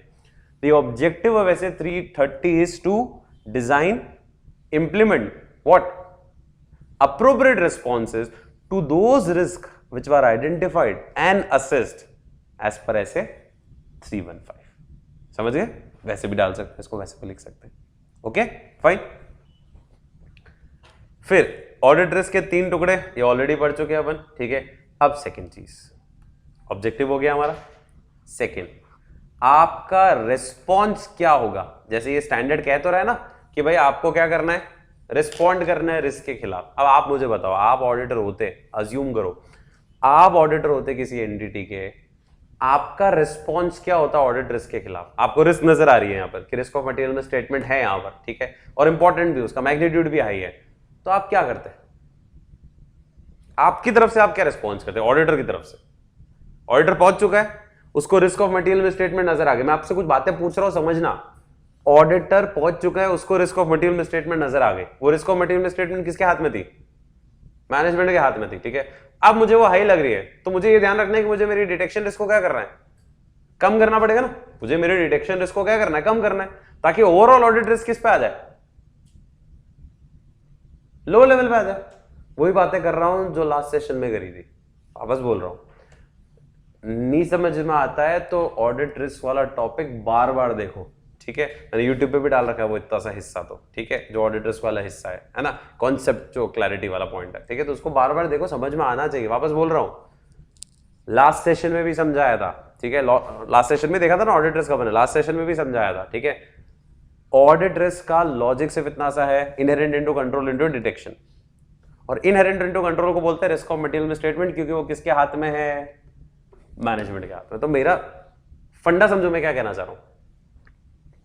मैं ऑडिटर हूं, मैं पहुंचा क्लाइंट के यहां पे, मैं सबसे पहले जाके क्या देखूंगा, एंटिटी को समझूंगा, एनवायरनमेंट को समझूंगा, कर लिया, वही करना है, रिस्क को आइडेंटिफाई और असेस करना है। अब रिस्क ऑफ मटेरियल स्टेटमेंट नजर आ रही है मुझे रिस्क को आइडेंटिफाई असेस करने से, तो अगर वो हाई नजर आ रही है मुझे, तो मुझे ये ध्यान रखना है कि मुझे डिटेक्शन रिस्क को क्या करवाना है, कम, ताकि ओवरऑल ऑडिट रिस्क जो है वो एक एक्सेप्टेबली लो लेवल पे आ जाए, ठीक है, क्या इतनी रह भी गई तो टेंशन नहीं है।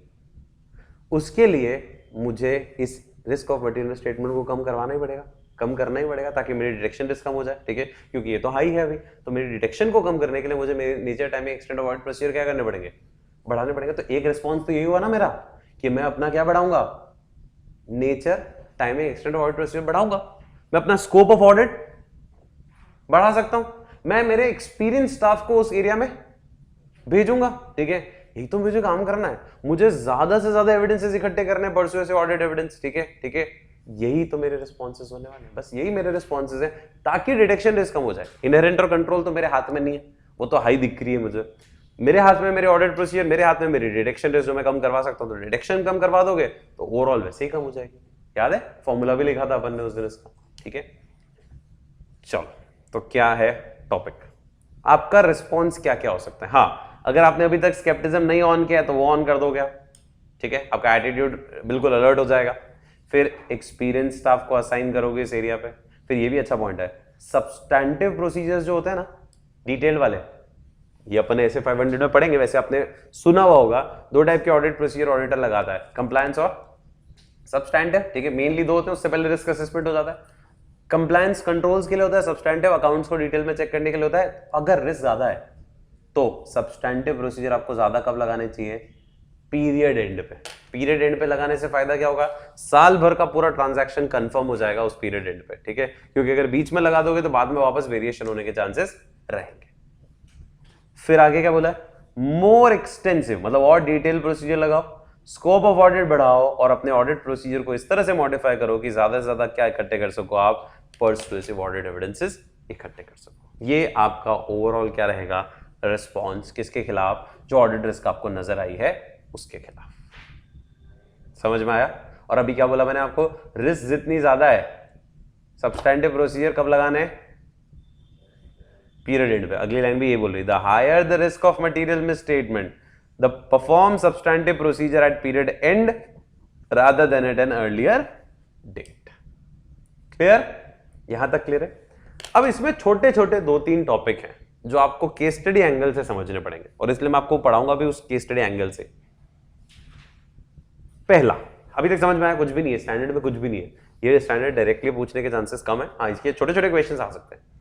अभी तक कुछ भी नहीं किया हमने, कहानी वही चल रही है। 300 में हमने क्या किया,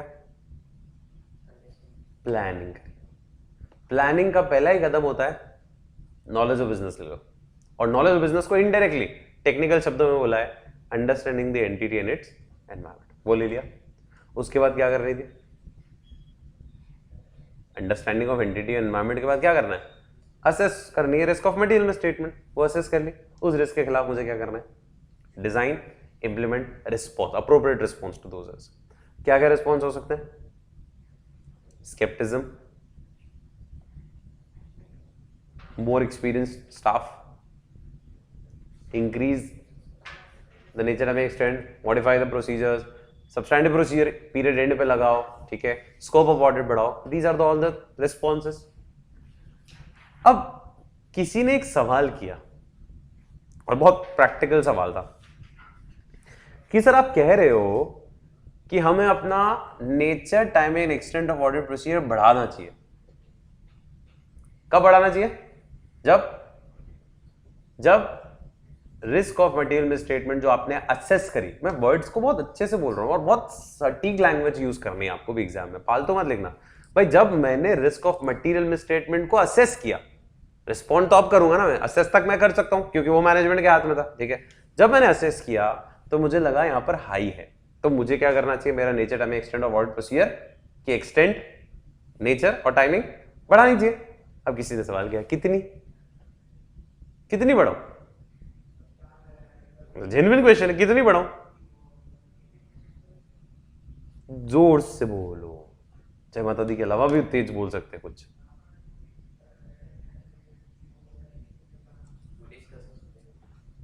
भाई रिस्क असेस करी मैंने, हाई दिख रही है मुझे, नेचर टाइम एक्सटेंट बढ़ाना है मुझे, कितना बढ़ाऊं कि डिटेक्शन रिस्क कम हो जाए। सिंपल आंसर तो ये होना चाहिए, ठीक है। जितने ज्यादा रिस्क है उतने एविडेंस से ज्यादा इकट्ठे करने पड़ेंगे, उतने ज्यादा एविडेंस इकट्ठे करने पड़ेंगे, उतने आपको क्या करनी पड़ेगी, प्रोसीजर बढ़ाने पड़ेंगे। तो ये एक तो क्वेश्चन ही होगा, छोटा सा और अलग स्टाइल से दे रखा है। क्या बोला है, ऑडिटर शिल design and perform further audit procedures whose nature, timing and extent are based on and they are responsive to the assessed risk of material misstatement at the assertion and फिर financial statement level भी लिखोगे तो कोई दिक्कत नहीं है, ठीक है। पूरा लैंग्वेज तो वही आएगा, assessed risk of material misstatement at assertion level and financial statement level, ठीक है।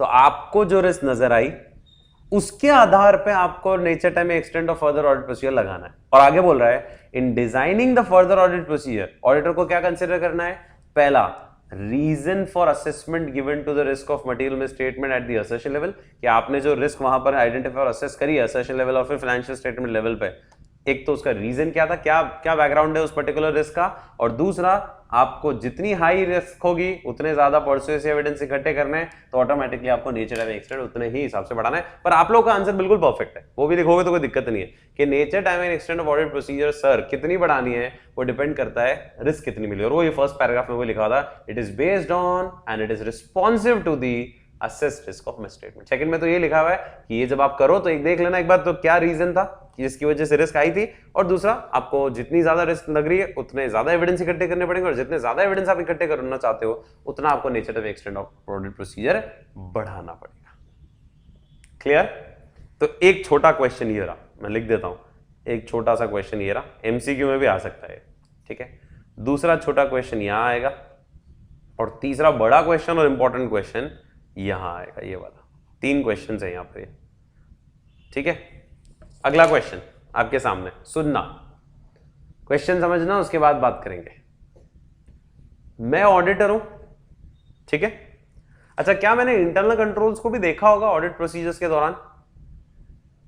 कंट्रोल्स को भी देखा होगा क्या ऑडिट प्रोसीजर लगाते समय? हाँ, क्योंकि कंप्लायंस प्रोसीजर का मतलब ही क्या होता है, test of control. Test of control का मतलब ही क्या है कि मेरे को इंटरनल कंट्रोल्स को भी टेस्ट करना है। अब मेरी बात सुनना, क्वेश्चन क्या है, केस क्या है, केस आएगा। केस सुनो सब लोग, इधर देखो, बुक में मत देखो, इधर देखो। जब इस साल की ऑडिट कर रहा हूं, मान लो 21-22 की ऑडिट कर रहा हूं मैं, और 21-22 की जब मैं ऑडिट कर रहा हूं तो अप्रोक्सीमेटली अक्टूबर के आसपास मैंने कंट्रोल्स को एक बार क्या किया, इवैल्यूएट किया, ठीक है। अक्टूबर नवंबर में इवैल्यूएट किया, उनकी डिजाइन देखी, परफेक्ट था, वो इफेक्टिवली ऑपरेट भी कर रहा था उस पीरियड का जिस पीरियड का मैंने चेकिंग किया, ठीक है। तो मेरे को रिलाय करना है किसके ऊपर, इंटरनल कंट्रोल के ऊपर, क्योंकि I found its design effective as well as operating effectiveness. But मैंने चेक कब कर लिया, अक्टूबर में। मैं वापस तो चेक करने से रहा, मैं बार बार चेक करना पॉसिबल भी नहीं होता है, ठीक है। एक बार ही होता है इंटरनल कंट्रोल, तो एक बार ही चेक कर लो, बहुत है वो। अब चक्कर क्या पड़ा, मैंने इंटरिम पीरियड में चेक कर लिया।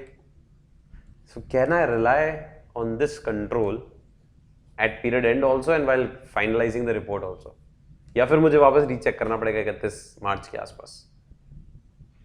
तो दूसरा सवाल ये, क्वेश्चन पढ़ो, जब ऑडिटर ने ऑडिट एविडेंस इकट्ठा किया about the operating effectiveness of control कब, ड्यूरिंग एन इंटरिम पीरियड, वहां ऑडिटर को क्या करना है? बहुत सिंपल आंसर होगा। आप बताओ क्या करना चाहिए?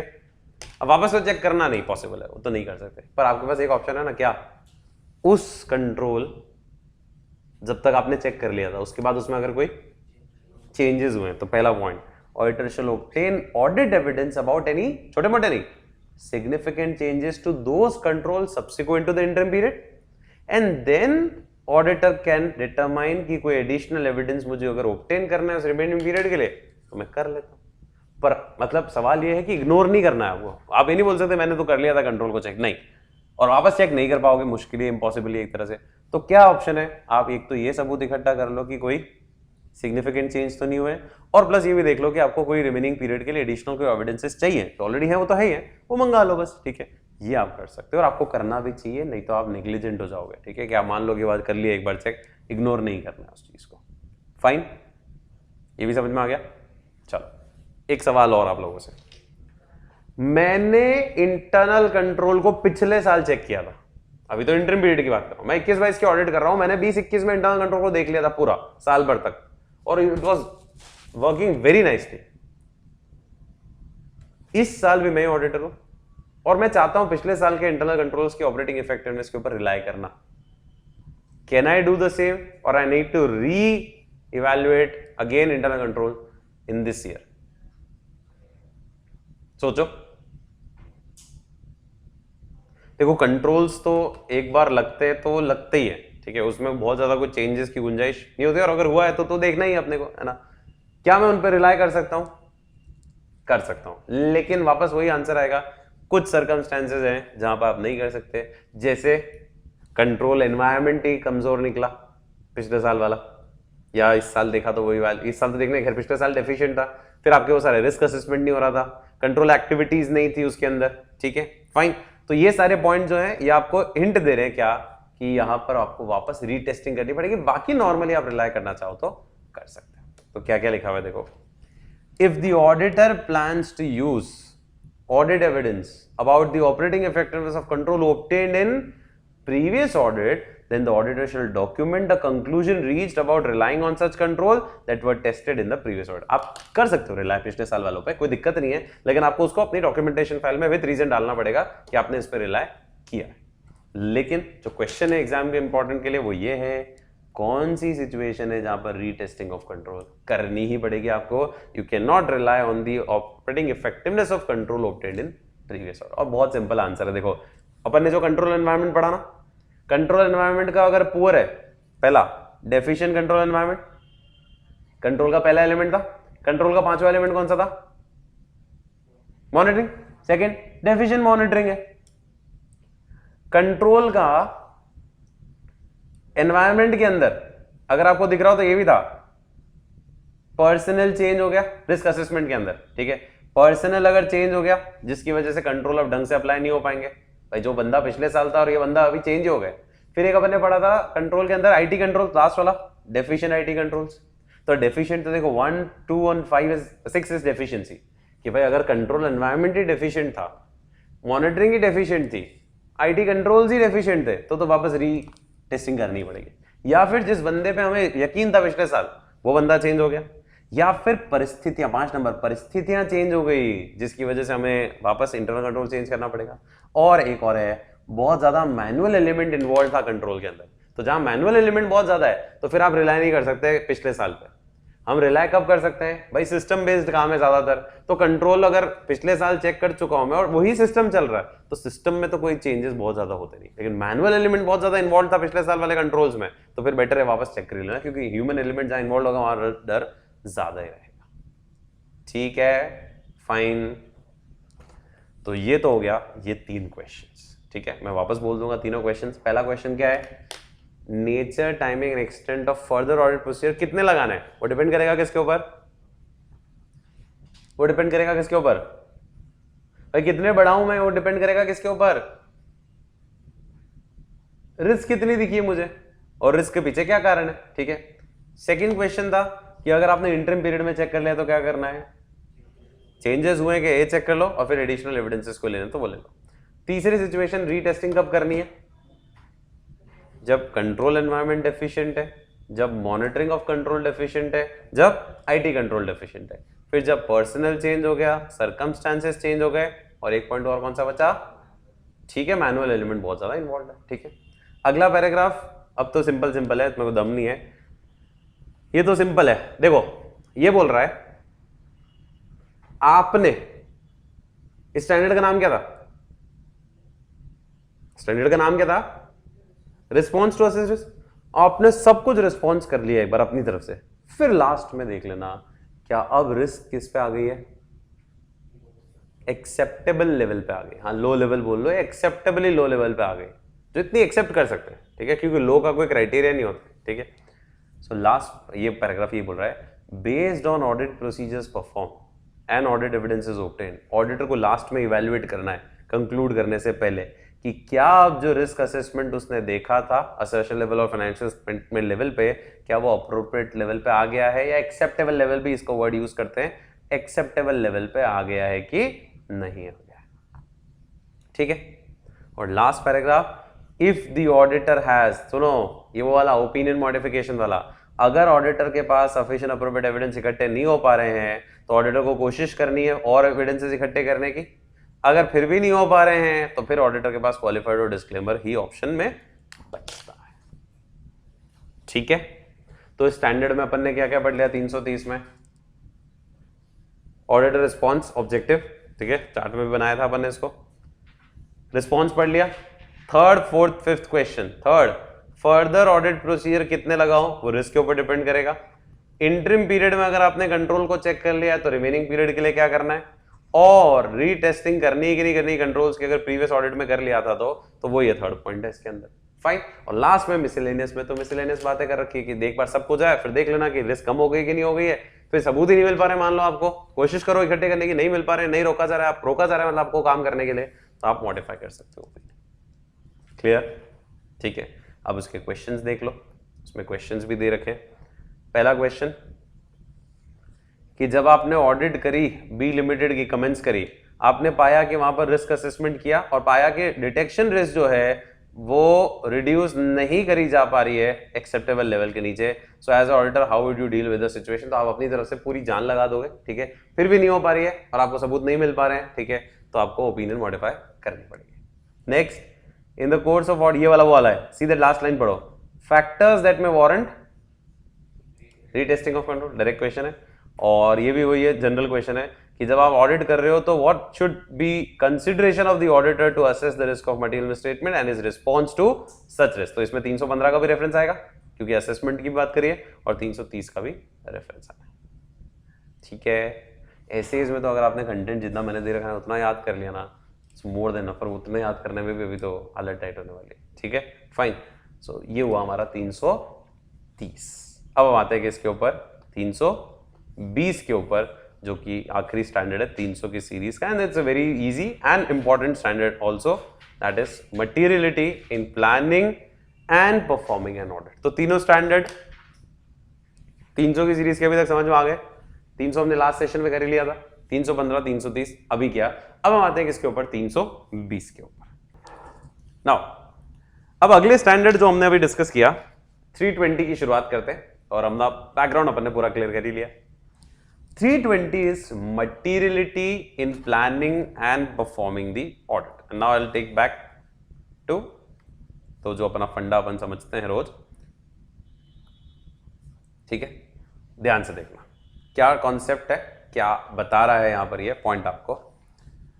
हम जो डिस्कस कर रहे हैं वो अभी क्या डिस्कस कर रहे हैं, ऐसे 320, that is materiality in planning and performing the audit. और इस स्टैंडर्ड में भी 3-4 चीजें हैं जो मेनली समझिए, पर अच्छा स्टैंडर्ड है, मतलब पूछने जैसा स्टैंडर्ड है।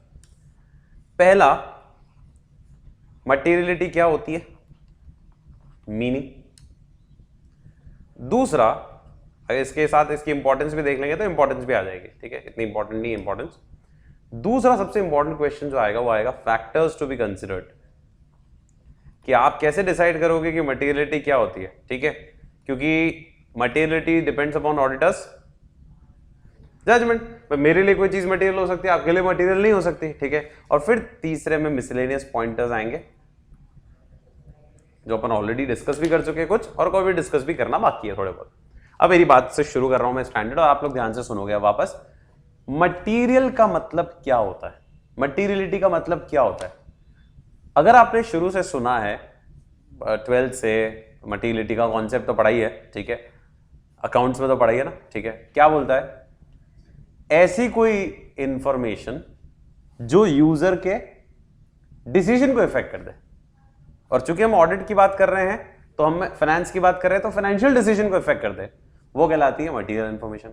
ह्यूमन की अलग हो सकती है भाई, मेरे लिए मटीरियल क्या हो सकता है कि मुझे जिस लड़की को दिखाया गया कि इससे आपकी शादी होने वाली है, ठीक है, वो आनी थी, तो ये मेरे लिए इंपॉर्टेंट इंफॉर्मेशन है, मटीरियल है कि नहीं है ना, क्योंकि मेरा डिसीजन ही चेंज होता था ना, कि अगर ये होती, यहाँ ये जो आई अभी ये होती तो मैं मना कर देता, रिजेक्ट कर देता, ठीक है।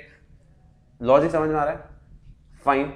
तो वो ह्यूमन मटीरियलिटी के एंगल से, पर लॉजिक वो कभी, अब यहाँ फाइनेंशियल पार्ट पे है कि अगर यूजर को ये इंफॉर्मेशन पता होती तो वो इस कंपनी में इन्वेस्ट करता ही नहीं, वो इस कंपनी में पैसा निकाल लेता अगर इन्वेस्टेड था तो, लेकिन उसने फर्दर इन्वेस्ट किया या इन्वेस्ट किया, आपकी वजह से, आपके उस स्टेटमेंट की वजह से जो गलत पेश हुआ या था ही नहीं वो स्टेटमेंट जबकि आना चाहिए था, ऐसी इंफॉर्मेशन से यूजर का डिसीजन प्रभावित होता है, वो इंफॉर्मेशन क्या कहलाती है? मटीरियल। और ऑडिटर को भी ये ध्यान रखना है कि कोई ऐसी इंफॉर्मेशन जिससे शेयर होल्डर्स का या ये जो यूजर्स है मेरी ऑडिट रिपोर्ट के, इनका डिसीजन इफेक्ट हो रहा हो, ठीक है, तो मुझे ध्यान रखना है वो चीज। क्योंकि याद करो अपनी पेनल्टी भी है कि अगर आपने कोई भी ऐसा स्टेटमेंट डाल दिया जो बाद में पता चला गलत है, तो हर उस बंदे को जिसने आपके उस स्टेटमेंट के आधार पे इन्वेस्ट किया इस कंपनी के अंदर, आपको उसको कॉम्पनसेट करना पड़ेगा for the loss he has suffered. ठीक है, तो बहुत ध्यान रखना पड़ता है, इसलिए स्टैंडर्ड बहुत ज्यादा इंपॉर्टेंट स्टैंडर्ड है। ठीक है, मटीरियल वर्ड जहां यूज होता है। फाइन, तो मटीरियलिटी की डेफिनेशन क्या बोली मैंने आपको अभी? ऐसी कोई भी इंफॉर्मेशन जिसका ओमिशन या एक्चुअल कमीशन, मतलब या तो आनी चाहिए थी और नहीं आई तो भी गलत है, और आई लेकिन गलत आई, और वो इंफॉर्मेशन ऐसी है जिससे यूजर का डिसीजन इफेक्ट होता है। हाँ, यूजर का डिसीजन इफेक्ट नहीं होता है किसी इंफॉर्मेशन से, उसके आने ना आने से, तो फिर वो इंफॉर्मेशन मटीरियल नहीं है। तो पहले मटीरियलिटी की डेफिनेशन पे आते हैं। और इंपॉर्टेंट हमेशा ध्यान रखना, मटीरियलिटी डिटरमाइन करना किसके हाथ में है? Determination of materiality is in the hands of auditor and it depends 101% on the auditor's judgement. उसका हम कुछ नहीं कर सकते। और इसलिए यहां पर सेकंड क्वेश्चन जो अपन पढ़ेंगे वो फैक्टर्स टू बी कंसीडर बताएगा कि ऑडिटर को ये फैक्टर कंसीडर करने चाहिए एक बेंचमार्क लेवल सेट करते समय कि भाई इससे ऊपर मेरे लिए क्या होंगे? मटीरियल मानूंगा मैं। ठीक है, सो देखो इंफॉर्मेशन मटीरियल कब होगी? डेफिनेशन आ रही है जब उसके मिस स्टेटमेंट से, अब मिस स्टेटमेंट में दोनों हो सकते हैं, जो आना था वो नहीं आया और जो नहीं आना था वो आ गया, ओमिशन या एरर स्टेटमेंट। तो ऐसी इंफॉर्मेशन कब मटीरियल होगी? जब उसके मिस स्टेटमेंट से कौन इन्फ्लुएंस हो सकता है? यूजर का इकोनॉमिक डिसीजन इन्फ्लुएंस हो सकता है, जो यूजर ले रहा है उस फाइनेंशियल इंफॉर्मेशन के आधार पे, that is known as material. Clear? ठीक है, अब जो इंपॉर्टेंट पॉइंट है वो सेकंड पॉइंट में, बहुत अच्छा क्वेश्चन है। ये फर्स्ट पॉइंट हो गया अपना मीनिंग का। ठीक है, इंपॉर्टेंस अगर मैं पूछूं आप लोगों से, बताओगे मुझे? नहीं दे रखी इसमें मैंने इंपॉर्टेंस ऑफ मटीरियलिटी, आगे दे रखी होगी, देख लेंगे अपन। मटीरियलिटी की इंपॉर्टेंस क्यों इंपॉर्टेंट है? मटीरियलिटी डिसीजन इफेक्ट हो रहा है, वो तो मीनिंग है उसका। मटीरियलिटी क्यों important? Importance of materiality for auditor, तो यूजर के लिए हो गया definition. For auditor very good, क्योंकि ओपिनियन में अपन नहीं पढ़ते है ना, मटीरियल में स्टेटमेंट है, मटीरियल है, मटीरियल तो होना ही चाहिए ना, तभी तो मॉडिफाई करोगे, परवेजिव तो बात की बात है। तो मटीरियलिटी ओपिनियन में इफेक्ट करती है, इसीलिए इंपॉर्टेंट ऑडिटर के लिए। और रिस्क असेसमेंट में इंपॉर्टेंट है, यस। और एक ट्रिक बताई थी, जब भी किसी टॉपिक की क्या पूछेगा? इंपॉर्टेंस। तीन चीजें तो आनी आनी ना, क्या भूल गए? ट्रिक लिखी भी आप लोगों ने। It will help in planning the audit, it will help in performing the audit, risk assessment मतलब, and then it will help in opinion. तो ओपिनियन आप बोल चुके हो। प्लानिंग में कैसे मदद करेगा? भाई पिछले साल के एरियाज देख लूंगा मैं कौन से मटेरियल है, तो इस हिसाब से भी उसके लिए प्लान करूंगा। नेचर में एक्सटेंड मटेरियल आइटम्स के लिए ज्यादा रखूंगा, ये मटेरियल के लिए कम रखूंगा, तो परफॉर्मेंस में काम आना है, रिस्क असेसमेंट में काम आना है, और ओपिनियन में तो आना ही आना है 101%। ट्रिक याद रखो, याद रखो, याद रखो। बातें बार बार रिपीट हो रही है, कर रहा हूं इसीलिए ताकि आपको ध्यान रहे। ठीक है, तो अगला क्वेश्चन यहां पर जो है वो क्या है? ये मैंने आपको वो जो समझाया था मीनिंग और इंपॉर्टेंस, इसलिए मैंने इंपॉर्टेंस यहां समझा दी। ठीक है, अभी मैं आप लोगों को क्या समझा रहा हूं? सेकंड पॉइंट इसका, और वो क्या है? ये जो मटीरियलिटी डिटरमाइन करना है ना, it involves the exercise of professional judgement. ये एमसीक्यू में बहुत बार आ चुका है। ठीक है, मतलब एग्जाम में तो आ ही चुका है और आ भी सकता है कि मटीरियलिटी जो डिटरमाइन करना होता है वो डिपेंड करता है प्योरली किसके जजमेंट पे? ऑडिटर के जजमेंट पे। ठीक है, ऑडिटर के प्रोफेशनल जजमेंट पे। ना उसने फैक्टर्स दिए कि आपको एक बेंचमार्क अगर सेट करना है, बेंचमार्क समझ रहे हो भाई? आपको एक लेवल सेट करना पड़ेगा ना, इससे ऊपर मटीरियल, इससे नीचे इममटीरियल। तो अगर आपको एक बेंचमार्क सेट करना है तो उसके लिए उसने फैक्टर्स 5 दिए, और बहुत प्यारा क्वेश्चन है, बहुत इंपॉर्टेंट क्वेश्चन है कि what are the factors to be considered while setting the benchmark level. ठीक है, by identification of an appropriate benchmark for determining the materiality. ठीक है, अब क्या वो बेंचमार्क लेवल सेट करने के लिए अपने को देखने एलिमेंट, वो 5 एलिमेंट अपने यहां देख रहे हैं अपन। पहला एलिमेंट, और बहुत ईजी है, देखो बहुत सिंपल है, लॉजिक के साथ अगर आप समझोगे ना तो आपको समझ में भी आसानी से आएगा, ठीक है। इट्स वेरी सिंपल, ठीक है। सुनना, पहला एलिमेंट क्या है, पहला फैक्टर क्या है, एलिमेंट ऑफ फाइनेंशियल स्टेटमेंट। ये कह रहा है आप एक फिक्स नहीं कर सकते कि सबके लिए 50,000 कर दूं मैं, सबके लिए 30,000 कर दूं मैं, सबके लिए 10,000 कर दूं मैं, नहीं कर सकते। एसेट में आपको अलग लेना पड़ेगा, लायबिलिटी का फिगर अलग चलता है, उसका अलग लेना पड़ेगा, रेवेन्यू अमाउंट्स छोटी छोटी भी हो सकती है, वहां अलग लेना पड़ेगा, और एक्सपेंस में अलग लेना पड़ेगा। मतलब there cannot be a fixed benchmark for all the items. सही भी है ना भाई, एसेट करोड़ों में होती है, रेवेन्यू एक्सपेंस तो हजारों में भी होंगे, लाखों में भी होंगे, और हंड्रेड्स में भी होंगे। तो आपको पहला फैक्टर जो देखना है वो है आप किस आइटम की, किस एरिया की, किस एलिमेंट ऑफ फाइनेंशियल स्टेटमेंट की बात कर रहे हो, उसके हिसाब से आप मटेरियलिटी लेवल सेट करोगे, बेंचमार्क लेवल सेट करोगे। तो पहला फैक्टर क्या हो गया, element of financial statement, number 1। दूसरा फैक्टर बोल रहा है क्या ऐसे कोई आइटम्स हैं, whether there are items on which the attention of the user of that particular entity's financial statement tends to be focused। Simple सा पॉइंट है, सुनो, ये मटेरियलिटी किसके एंगल से देखनी है, यूजर्स के एंगल से, उनके डिसीजन को इफेक्ट कर रहा है। अगेन फिक्स नहीं कर सकते सारी एंटिटियों के लिए, आपको देखना है उस यूजर, उस एंटिटी के यूजर का कोई स्पेसिफिक एरिया ऑफ फोकस है क्या, यूजर्स का कोई एरिया ऑफ फोकस है क्या। जैसे एक XYZ ऑर्गेनाइजेशन के यूजर्स का फोकस होता है रेवेन्यूज के ऊपर, ABC जो एंटिटी उसके उसके उसके जो यूजर्स उनका फोकस होता है नेट एसेट्स के ऊपर। नेट रेवेन्यूज इंपॉर्टेंट नहीं, उनको नेट एसेट्स का बैकअप चाहिए, ठीक है, क्योंकि वहां डिवेंचर होल्डर ज्यादा होंगे, हो सकता है, तो आपको उसके अकॉर्डिंगली मटेरियलिटी लेवल सेट करना। तो second is whether there are items on which the attention of the users of that particular entity's financial statement tends to be focused। For example, user may tend to focus on profit, they may focus on revenue, they may focus on net asset, वो depend करेगा। तीसरा factor, entity का nature कैसा है, entity life cycle में भी कहां है, लाइफ साइकिल समझते हो, स्ट्रेटेजिक मैनेजमेंट की लाइफ साइकिल नहीं होती, ग्रोथ कर रही है कि मैच्योरिटी पे पहुंच गई है। फिर इंडस्ट्री और इकोनॉमिक एनवायरनमेंट कैसा है जिसमें एंटिटी ऑपरेट कर रही है, उसके हिसाब से आपको मटेरियलिटी लेवल या बेंचमार्क लेवल सेट करना पड़ेगा। अब जैसे आप ग्रोथ पे हो तो हो सकता है बेंचमार्क आपको ऊपर सेट करना पड़े, मैच्योरिटी पे हो, ठीक है, तो एक स्टेबल बेंचमार्क चलेगा, डिक्लाइन पे हो तो नीचे लेवल वाला बेंचमार्क सेट करना पड़ेगा आपको, ठीक है। फिर अगला भी बहुत शानदार पॉइंट है, एंटिटी का ओनरशिप स्ट्रक्चर कैसा है और एंटिटी किस प्रकार से फाइनेंस्ड है। अब जैसे एग्जाम्पल देखो वहां पे भी दे रखा है, अगर एक एंटिटी प्योरली और प्योरली डेट से फाइनेंस्ड है, मतलब वहां पर सारे यूजर्स कौन है, डिवेंचर होल्डर्स है, तो उसका फोकस रेवेन्यू पे नहीं होगा, उनका फोकस किसके ऊपर होगा, एसेट्स के ऊपर होगा। जबकि इक्विटी वाले होते हैं तो उनका फोकस होता रेवेन्यू के ऊपर। तो ये आपको देखना पड़ेगा कि वहां एंटिटी, तो वहां डेट के ऊपर फोकस ज्यादा है, वहां एसेट्स के ऊपर फोकस ज्यादा है, तो वहां पर बेंचमार्क एसेट का कम लोगे ताकि ज्यादा से ज्यादा एसेट आप कवर कर सको अपने एरिया ऑफ ऑडिट के अंदर, ठीक है। तो क्या लिखा है, example, if an entity is finance solely, solely मतलब ओनली, सोलली मतलब only by debt rather than equity, वहां के यूजर का फोकस होगा एसेट के ऊपर, और एसेट के ऊपर उनका क्लेम जो रहेगा, क्योंकि अगर पैसा नहीं देगी कंपनी तो वो एसेट के ऊपर क्लेम कर सकते हैं rather than on the entities earning. और लास्ट पॉइंट बोल रहा है, ये जो चार आपने सेट किए ना ऊपर, इनमें भी तो वॉलिटिलिटी है, मतलब ये भी तो चेंज होते रह सकते हैं। डेट था, इक्विटी आ गया, ठीक है, या फिर ओनरशिप स्ट्रक्चर चेंज हो गया, या नेचर ऑफ एंटिटी चेंज हो गया, तो इनमें अगर वॉलिटिलिटी आ रही है बेंचमार्क में, तो आपको भी क्या करना पड़ेगा, उसके हिसाब से अपना भी बेंचमार्क लेवल क्या करना पड़ेगा, बदलना पड़ेगा। And this is a very good question जो पूछा सकता है एग्जाम में आप लोगों से कि what are the factors that may affect the identification of an appropriate benchmark. So these are 5 factors. और कहानी भी बहुत सिंपल है, याद करने का तरीका भी बहुत सिंपल है। मैं ऑडिटर हूं, मैं किसी एंटिटी में जा रहा हूं, तो पहले तो मैं उस एंटिटी के एलिमेंट्स देख लूंगा फाइनेंशियल स्टेटमेंट के कि मेरे को किसके लिए क्या बेंचमार्क सेट करना है। मैं हो सकता है इन्वेंट्री के लिए अलग सेट करूं, डेटर के लिए अलग सेट करूं, कॉमन थोड़ी अमाउंट रख सकता हूं मैं, ठीक है। इन्वेंट्री का अमाउंट बड़ा है तो वहां बेंचमार्क लेवल थोड़ा हाई रह जाएगा, डेटर छोटे छोटे है तो वहां बेंचमार्क लेवल भी कम रहेगा, और प्लस मुझे ये भी देखना है कवरेज कितना लेना है मुझे, ठीक है।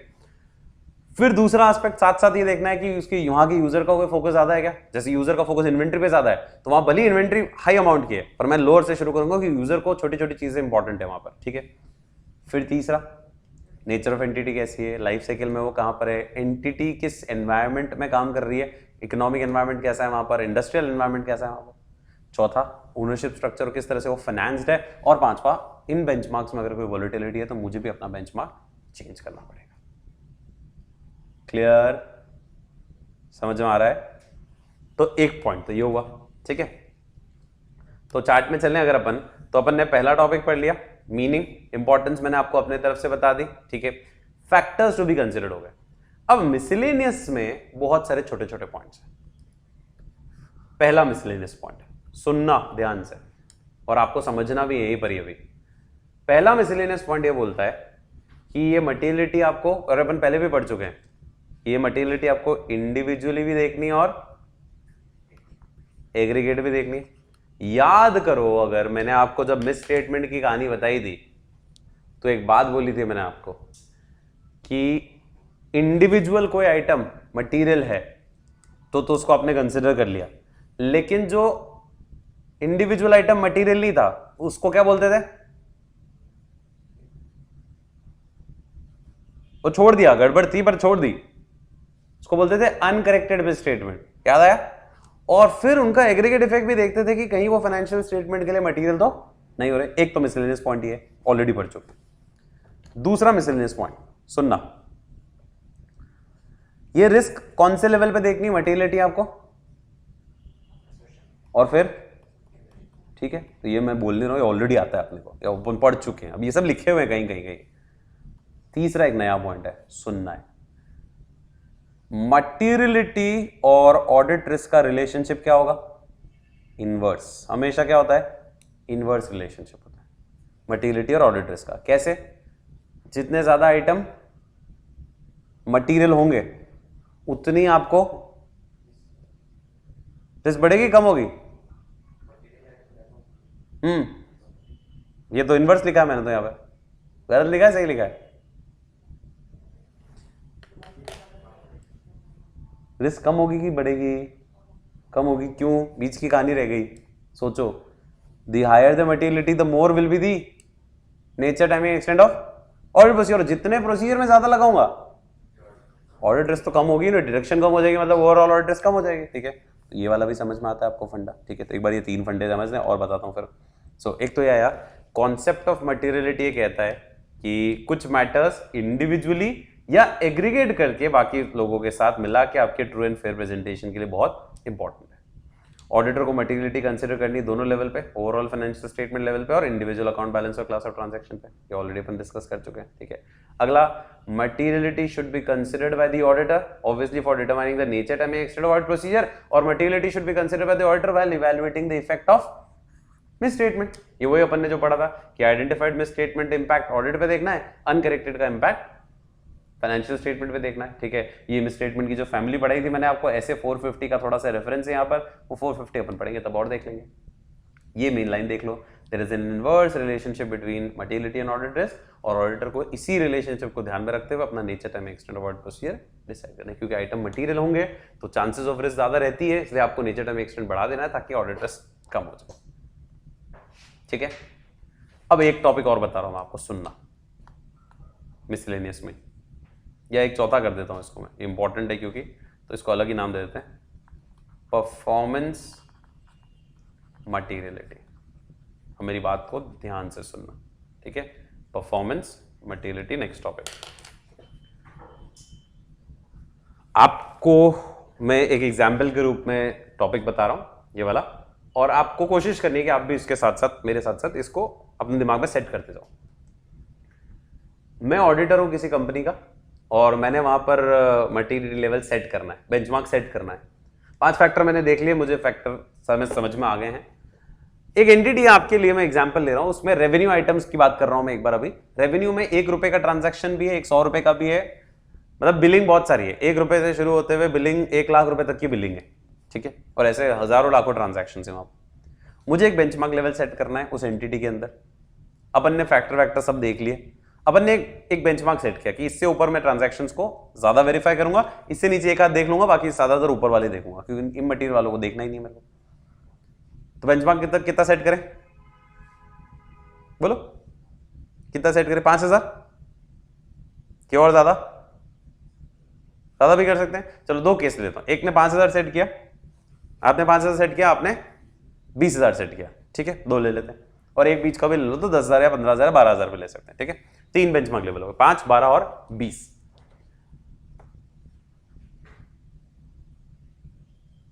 ये जो बेंचमार्क आपने सेट किया ना, ये at the time of planning set किया। Now can this benchmark be revised during the course of audit? Yes, it can be revised.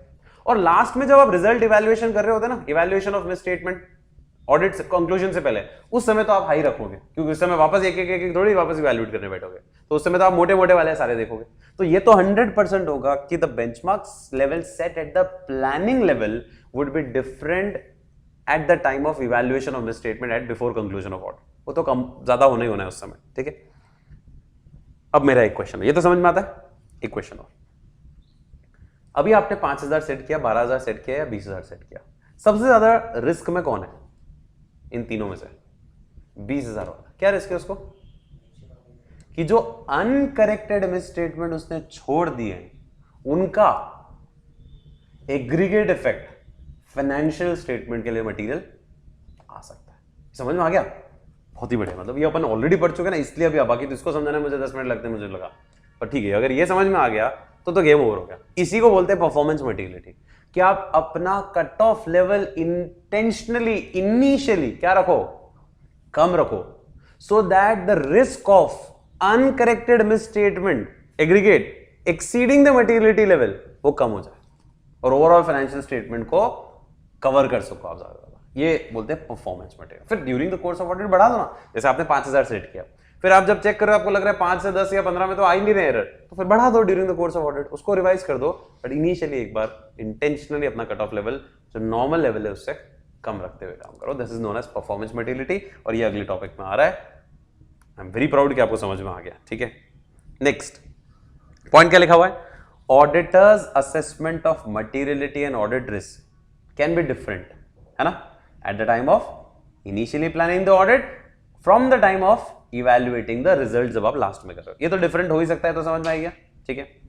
Now auditors shall revise the materiality in the event of becoming aware of information during the audit that would have caused the auditor to have determined a different amount initially। तो audit के दौरान अगर आपको लगता है, अच्छा उल्टा भी हो सकता है, 5,000 से मैंने ऊपर चेक करना शुरू किया पर मेरे को तो 5-5 वालों में भी इतने गड़बड़ लग रही है, तो मैं नीचे भी कर सकता हूं उसको, ठीक है। ये वो पॉइंट है कि ऑर्डर अपना मटेरियलिटी लेवल कम भी कर सकता है, बढ़ा भी सकता है, अगर उसको लगता है कि इवेंट ऐसे मिले मुझे कि जिससे मुझे जो इनिशियल मैंने अमाउंट सेट किया था वो बढ़ाना चाहिए या घटाना चाहिए, तो वो घटा बढ़ा सकता है, वो ऑप्शन है उसके पास। तो revise of division of materiality is possible during the course of audit, there is no issue in that, ठीक है, फाइन।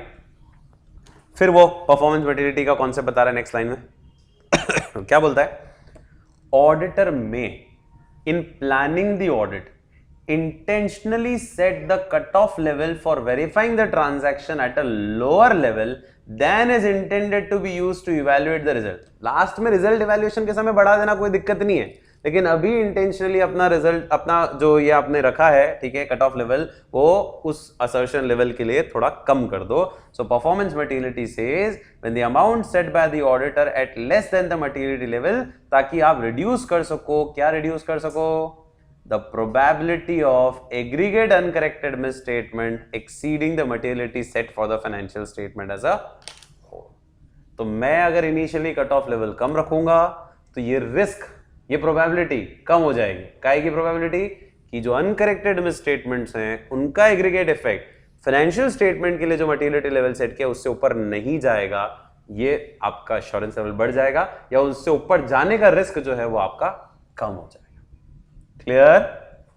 और लास्ट में क्या लिखा है कि जब आप अपनी ओपिनियन फॉर्म कर रहे हो तो ऑडिटर को कंसिडर करना है effect of uncorrected misstatement, ये तो पढ़ चुके अपन, on the financial information also, ठीक है, क्लियर।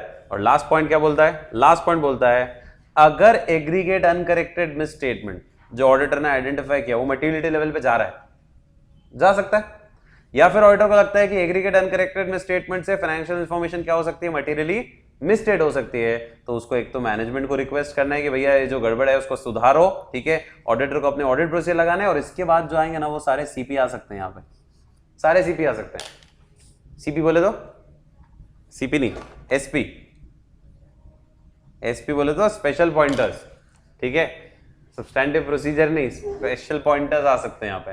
स्पेशल पॉइंटर्स कैसे आ सकते हैं भाई? ऑडिटर क्या करना है? Auditor should plan his audit and determine the nature and extent of audit procedure in such a manner that any event or condition indicating risk of material misstatement can be identified, assessed and properly responded. ठीक है, फिर opinion base पे भी जा सकते हो, यहाँ पे भी आ सकते हो कि अगर ऑडिटर को लग रहा है कि aggregate of uncorrected misstatement materiality को अप्रोच कर रहा है, या फिर जो मटेरियल मिसस्टेटमेंट उसको नजर आए उससे फाइनेंशियल स्टेटमेंट मटेरियल मिसस्टेट हो रहे हैं, तो उसको कम्युनिकेट करना है मैनेजमेंट को, वो सुधार लेते हैं। यही लिखा है, you should request the management to adjust, you should extend his audit procedure. और वो भी नहीं मानते हैं तो आप अपने पास ओपिनियन मॉडिफिकेशन का ऑप्शन है कि आप एडवाइस दे दो, क्वालिफाइड दे दो। ठीक है, वो स्पेशल पॉइंटर्स यहाँ पे काम आएंगे वापस। ठीक है, 300 में नहीं काम आएंगे, 315 में जरूरत नहीं है। ठीक है, 330 में तो लिख सकते हैं, 330 में भी काम आ सकते हैं। अच्छा, एक लिस्ट बना लो, चेक लिस्ट, कि वो एसपी कहाँ का काम आ सकते हैं। शुरुआत अपन ने करी थी 240 से, फिर 250 में यूज कर सकते हैं। 260 खुद ही एक एसपी है तो जरूरत ही नहीं है। 265 भी खुद ही एक एसपी है, कम्युनिकेटिंग द डेफिशिएंसी। 299 अलग ही चलता है, जॉइंट ऑडिट वाला, उसका मतलब नहीं। प्लानिंग अलग चलता है, उसका मतलब नहीं। 315 अलग चलता है, 330 में बस काम आ सकता है। ठीक है, 320 में काम आ सकता है एसपी। और इसका तो मैंने एक सॉल्यूशन भी दिया है, सजेस्टेड सॉल्यूशन, जो स्टाइल ऑफ क्वेश्चन इसमें पूछा गया है उसका सैंपल सॉल्यूशन भी मैंने इसमें डाला हुआ है, वो भी अपन अभी डिस्कस करेंगे कि सैंपल सॉल्यूशन किस तरह से डाला हुआ है इसका। ठीक है, क्वेश्चन पढ़े हैं 2-3, चलो 2 क्वेश्चन है मेनली। पहला क्वेश्चन, पहला तो सीधा है, factors that may affect the identification of appropriate benchmark, सीधा क्वेश्चन है। ठीक है, दूसरा क्वेश्चन, ये वाला क्वेश्चन मैंने इंटेंशनली आप लोगों के लिए यहां पर सॉल्यूशन के साथ डाला है। क्या बोल रहा है? On the as an auditor as an auditor, जो ऑडिटर है मिस्टर पी, उन्होंने अप्लाई किया concept of materiality for the financial statement as a whole. Now, on the basis of obtaining additional information about any significant contractual arrangement that draw attention to a particular aspect of company's business, he wants to re-evaluate the materiality. मतलब उसको कोई contract नजर आया बाद में, जिसकी वजह से उसको लगता है कि मुझे अपनी मटेरियलिटी लेवल अब रिवाइज करनी चाहिए, तो कर सकता है, कर सकता है। अब सॉल्यूशन पढ़ो, इंस्टीट्यूट क्या देती है। In the instant case, mister P as an auditor of RST has applied, पहले तो वही लिख दिया, खाली केस स्टडी वापस लिख दिए। देखो ये लाइनें आपको लिखनी है, आपको आदत डालनी पड़ेगी केस को वापस लिखने की। तो इसमें देखो 4 लाइनें 5 लाइनें भरी इसकी, तो अब बुक की 5 लाइनें मतलब आपकी कॉपी की 8 लाइनें हैं, 6-7 लाइनें तो है ही कम से कम। ठीक है, क्योंकि यहाँ की फॉन्ट साइज और आपकी फॉन्ट साइज लिखने की बहुत फर्क पड़ता है। ठीक है, तो ये तो लिखना ही है। चलो इंट्रोडक्टरी में लिखो, किसी में इंट्रोडक्टरी में लिखा होता है, किसी में during the course of answer लिखा होता है, पर आपको लिखना जरूर है। ठीक है, फिर ऐसे का नंबर हमेशा आना ही चाहिए एज पर ऐसे 320 प्लानिंग मटेरियलिटी। ये वाला क्या लिखा है देखो, while establishing the overall audit strategy, the auditor shall determine the materiality for the financial statement as a whole. ये performance materiality की बात कर रहा है। He should set a benchmark on the basis of which he performs his audit procedure.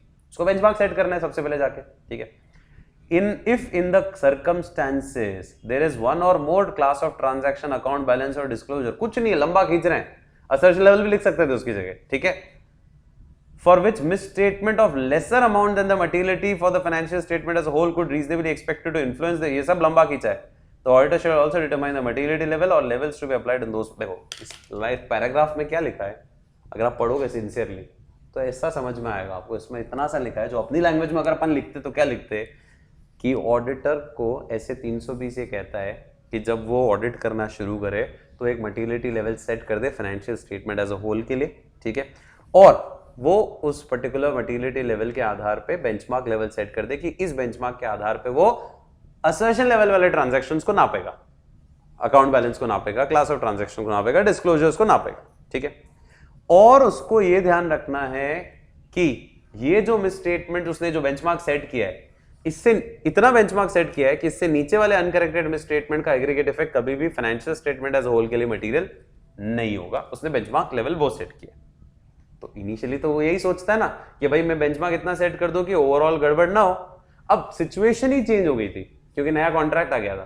तो अगला paragraph वो बोलता है the auditor can revise the materiality for the financial statement. अगर उसको ऐसा कुछ लगता है, जैसे अपन ने ऊपर लाइन पढ़ी ना, सेम टू सेम लाइन है, that could have caused the auditor to have determined a different amount. Same line है ऊपर वाली जो अपन ने पढ़ी थी।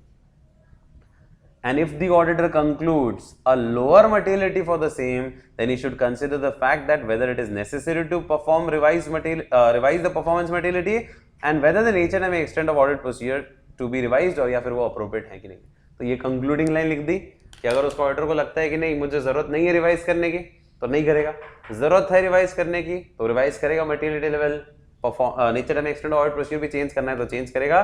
सो दस मिस्टर पी कैन री evaluate the materiality concept after considering the necessity of revision. Compulsory नहीं रिवाइज करना ही होगा. ठीक है, अब इसको आप थोड़ा अपनी लैंग्वेज में मोल्ड कर सकते हो जैसा अपन ने ऊपर पढ़ा. और ये देखो इसने कैसे खींची है लाइन, वो मैंने आपको इसमें एग्जाम्पल और दिया.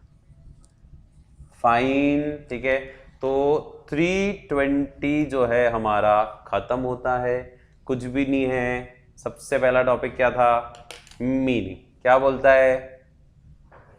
मटीरियलिटी क्या होती है? एनी इंफॉर्मेशन जिसके मिसस्टेटमेंट से यूजर का डिसीजन इन्फ्लुएंस होता है, फाइनेंशियल डिसीजन. ठीक है, जो वो यूजर इस फाइनेंशियल इंफॉर्मेशन के बेसिस पे ले रहा है, that is known as materiality. Materiality importance 3 है. प्लानिंग में मदद करेगा, परफॉर्मेंस में, रिस्क असेसमेंट भी बोल सकते हैं, और ओपिनियन बेस में भी काम आएगा. मटीरियलिटी के लिए फैक्टर्स कुछ ध्यान रखने होते हैं ताकि बेंचमार्क लेवल सेट कर सके. 5 फैक्टर्स हैं. इंपॉर्टेंट क्वेश्चन है. एलिमेंट्स ऑफ फाइनेंशियल स्टेटमेंट, क्या यूजर का कोई फोकस है क्या उस एंटिटी के, नेचर ऑफ एंटिटी, उसका ओनरशिप स्ट्रक्चर, फाइनेंसिंग, और वॉलिटिलिटी ऑफ द बेंचमार्क. ठीक है, फिर मिसलेनियस पे है. 3 पॉइंट सिंपल थे. इंडिविजुअली भी देखना है, एग्रीगेट इफेक्ट भी देखना है, असर्शन लेवल पे भी कंसीडर करनी है, फाइनेंशियल स्टेटमेंट लेवल पे भी कंसीडर करनी है, और मटीरियलिटी और ऑडिट रिस्क का इनवर्स रिलेशनशिप हमेशा रहता है. फिर परफॉर्मेंस मटीरियलिटी के अंदर यही लॉजिक था क्या कि आप लोगों को इंटेंशनली कट ऑफ लेवल एक बार वेरीफाई करने के लिए इंडिविजुअल ट्रांजैक्शंस को कम पे रखना चाहिए एज कंपेयर टू जब आप रिजल्ट इवैल्यूएशन करोगे. ठीक है, ताकि aggregate of uncorrected miss statement के मटीरियलिटी लेवल से एक्सीड करने के चांसेस कम रहेंगे. और अगर आपको लगता है सिचुएशन चेंज हो गई है तो आप अपना मटीरियलिटी लेवल रिवाइज भी कर सकते हो. और आपको लगता है अगर ऐसा किया, मैं अगर इनिशियली पे पता होती मेरे को ये सिचुएशन तो मैं मटीरियलिटी लेवल आज कुछ और ही सेट कर रहा होता, तो उसको आप चेंज कर सकते हो. फाइन. और अगर गड़बड़ है, aggregate of uncorrected materiality level से एक्सीड कर रहा है, या आपको लगता है कि फाइनेंशियल स्टेटमेंट में गड़बड़ है, तो आप मैनेजमेंट से रिक्वेस्ट करो, फर्दर ऑडिट प्रोसीजर परफॉर्म करो. और फिर भी नहीं होता है तो आपको ऑडिट ओपिनियन आपको लास्ट में ऑडिट ओपिनियन मॉडिफाई करनी पड़ेगी. क्लियर? तो 300 वाली सीरीज जो है 315 से शुरू करते हुए 320 और 330 हम लोगों ने क्या कर दिया है? फिनिश कर दिया. ठीक है, फाइन. यहां तक समझ में आ गया. अब आती है हमारी नेक्स्ट सीरीज, जो कौन सी सीरीज है? 400 वाली सीरीज. ठीक है, और 400 वाली सीरीज में हमारे पास 2 स्टैंडर्ड है, एक 402 और एक 450. 402 अपने आप में बहुत स्ट्रॉन्ग स्टैंडर्ड है और इंपॉर्टेंट भी है, लेकिन उतना ही 450 लल्लू है क्योंकि ऑलरेडी 450 अपन पढ़ चुके हैं. तो 450 में से 5 मिनट लगेंगे. पहले हम 450 को ले लेते हैं. ठीक है, और फिर 402 के ऊपर आएंगे. ठीक है, तो फर्स्ट 450, बहुत सिंपल सा स्टैंडर्ड. क्या नाम लिखा हुआ है?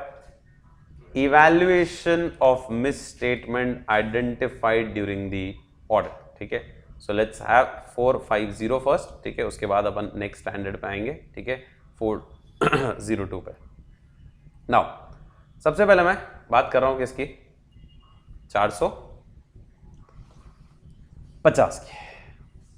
450 में कुछ भी नहीं है. एक जो मेन चीज है इसका ऑब्जेक्टिव, वो मैं आपको समझा देता हूं. ठीक है, कि स्टैंडर्ड का ऑब्जेक्टिव क्या है. ठीक है, आपको आराम से समझ में आ जाएगा कि इस 450 का मेन लॉजिक क्या है, जो ऑलरेडी अपन पढ़ चुके हैं. याद करना, ये बताया था मैंने आपको.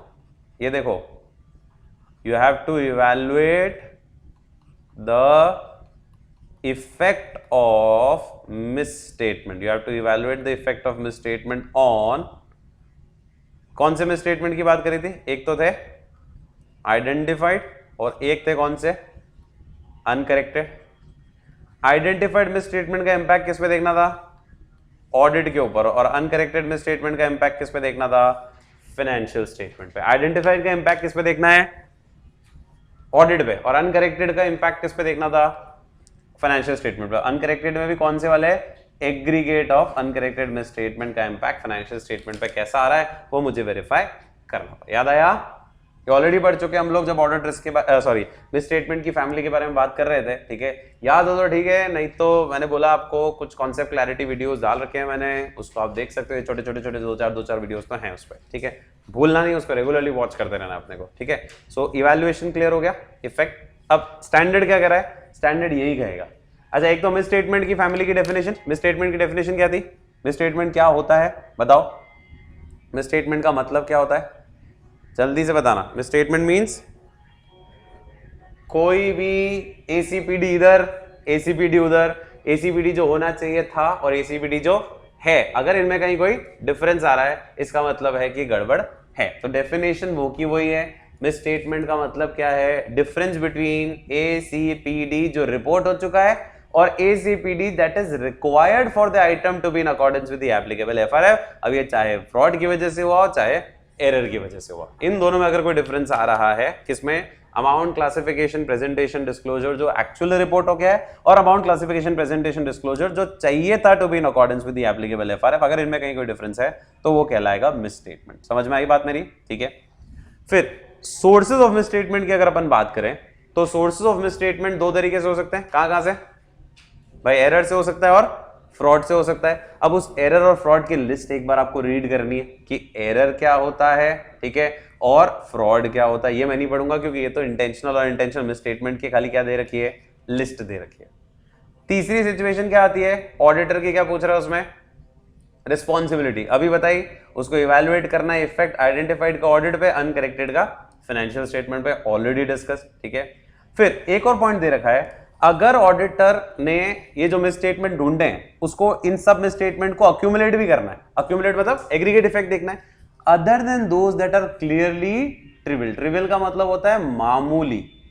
अगर कोई बिल्कुल ही नेग्लिजिबल अमाउंट, एक एक दो दो रुपए का कोई है, ठीक है, तो उसको इग्नोर कर दो आप। बाकी बड़े अमाउंट सारे कंसिडर करने, एक एक दो दो का है तो उसको इग्नोर कर सकते हो, उनको अक्यूमुलेट करने की भी जरूरत नहीं। फिर अगला सवाल कुछ भी नहीं है, लल्लू स्टैंडर्ड डायरेक्ट क्वेश्चन नहीं आएगा इस पे। अगला सवाल क्या आ रहा है? क्या आपको अपनी स्ट्रैटेजी रिवाइज करनी पड़ेगी? अब सवाल सुनो, सवाल सुनना। आपको मिला क्या? Miss statement.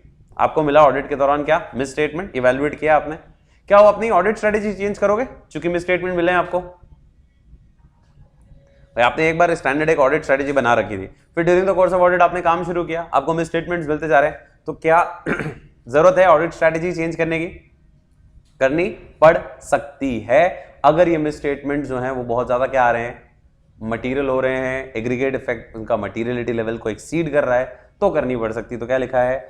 क्या ऑडिट स्ट्रैटेजी रिवाइज करनी है? करनी पड़ सकती है अगर सर्कमस्टांसेस ये इंडिकेट कर रहे हैं कि दूसरे मटीरियल स्टेटमेंट भी हो सकते हैं, एक मिला है तो दूसरे भी हो सकते हैं, और या फिर एग्रीगेट ऑफ स्टेटमेंट जो है वो मटीरियलिटी की तरफ जा रहा है, तो उस समय आपको क्या करनी पड़ सकती है? अपनी स्ट्रैटेजी भी चेंज करनी पड़ सकती है।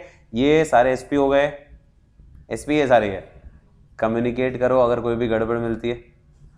WR ले लो, क्या लिखवा के ले लोगे WR में?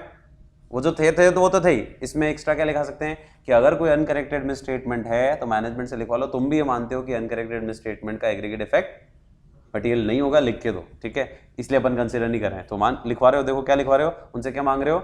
Weather they believe that the effect of uncorrected misstatements are immaterial individually और एग्रीगेट। फिर डॉक्यूमेंटेशन भी एसपी हो गया, और वही लास्ट वाला पॉइंट भी वही है कि अगर मैनेजमेंट मना कर दे क्या करने से, भाई मैनेजमेंट मना कर दे कि मैं ये मिस स्टेटमेंट को करेक्ट नहीं करूंगा, so if the management refuses, सबसे पहले तो मैनेजमेंट से कारण पूछो कि क्यों मना कर रहा है, और उस कारण को ध्यान में रखते हुए फिर इवैल्यूएट करो कि क्या फाइनेंशियल स्टेटमेंट फ्री होंगे मटेरियल मिस स्टेटमेंट से। नहीं होंगे तो फिर मॉडिफाइड वाला केस आपके पास खुला ही है। फिर यहाँ पर आपका स्पेशल पॉइंटर, ये सारे स्पेशल पॉइंटर्स, इसलिए मैंने बोला स्टैंडर्ड में कुछ है ही नहीं। इस स्टैंडर्ड में सिर्फ और सिर्फ, मैं वापस बता देता हूं आपको, इस स्टैंडर्ड में सिर्फ और सिर्फ क्या है? सबसे पहला तो है पॉइंट मीनिंग, कि क्या होता है मिस स्टेटमेंट, जो ऑलरेडी डिस्कस कर चुके हैं। सेकंड स्टैंडर्ड का ऑब्जेक्टिव या रिस्पॉन्सिबिलिटी ऑडिटर की, ठीक है। और थर्ड, क्या आपको अपनी ऑडिट स्ट्रैटेजी रिवाइज करनी है क्या? वो तो डिपेंड करेगा कि वो मटीरियलिटी लेवल को अप्रोच कर रहा है कि नहीं कर रहा है मिस स्टेटमेंट, या फिर वो जो मिस स्टेटमेंट है, ठीक है, हमें लगता है कि दूसरे सर्कमस्टांसेस भी है जहां पे मिस स्टेटमेंट एग्जिस्ट करेंगे। और फिर बाकी चौथा, पांचवा, छठा, सातवां सब क्या है? इसलिए स्टैंडर्ड को मैं फोकस में ही ले रहा हूं, ठीक है। 2 मिनट में फिनिश इसीलिए क्या बनने, ताकि इसमें ध्यान ही नहीं देना, कुछ है भी नहीं। और एक क्वेश्चन में लिखा हुआ है क्या? सोर्सेज ऑफ मिस स्टेटमेंट बताना है। बाकी डायरेक्ट क्वेश्चन तो मैंने बोला आएगा ही नहीं इसके ऊपर। सोर्स ऑफ मिस स्टेटमेंट अभी पढ़े अपन ने ऊपर, एरर और फ्रॉड। अब एग्जांपल पढ़ लो एक बार एरर और फ्रॉड के जाके, एक बार वो आप देख लो, एक बार सारे पढ़ लो एरर और फ्रॉड, ताकि एक बार आपको कहीं कंफ्यूजन हो। एरर और फ्रॉड में फर्क क्या होता है? खाली इंटेंशन और अनइंटेंशन का। बाकी तो सारी चीजें जो एरर हैं वो अगर इंटेंशनली किए तो सारे क्या बन जाएंगे? फ्रॉड बन जाएंगे। फिर भी एक बार लिस्ट निहार लो ऊपर, ये थ्योरी क्वेश्चन कभी आ जाए, सोर्सेज ऑफ मिस स्टेटमेंट क्या होते हैं, डायरेक्ट तो आएगा भी नहीं, वो भी केस में ही पूछेगा। जैसे भी 3 लाइन का केस अपन ने पढ़ा, ठीक है, 3 लाइन में क्या पूछा उसने? कुछ भी नहीं पूछा था, फालतू चीजें पूछता है जब आप ऑडिट प्लान बना रहे हो, audit partner wants you to as the audit partner you want to highlight the source of misstatement arising from other than fraud to your audit team and caution them identify the sources of misstatement. तो other than fraud पूछ रहा है मतलब error का पूछ रहा है, ठीक है, और फ्रॉड का भी पूछता तो भी अपन ने दे रखा है। एक बार उस पर नजर मार लो क्योंकि स्टैंडर्ड में और कुछ ज्यादा है नहीं, अब एक बार ओवरव्यू मार लो उस पॉइंट का, ठीक है ना, ताकि आपको आराम से समझ में भी आ जाएगा सोर्स ऑफ मिसस्टेटमेंट। और ये कोई लिमिटेड लिस्ट नहीं है, ये आप बढ़ा भी सकते हो, इसको एक्सपैंड भी कर सकते हो इस लिस्ट को, ठीक है। तो बहुत लिमिटेड टाइप के एरर्स और फ्रॉड्स दे रखे हैं।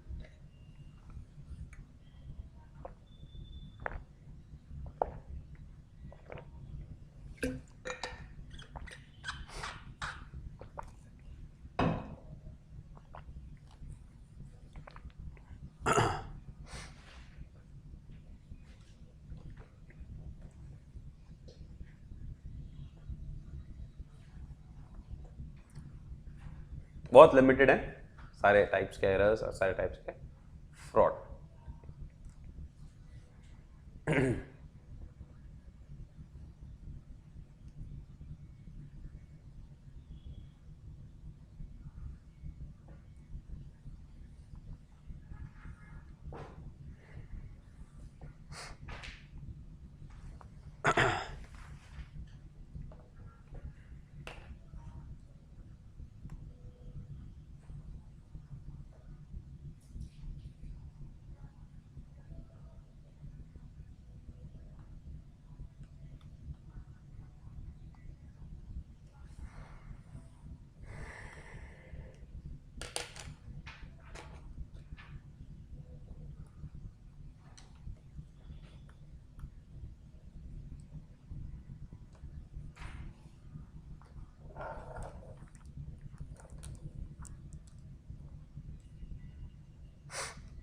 वो गया, पढ़ा, एक बार देख लिया।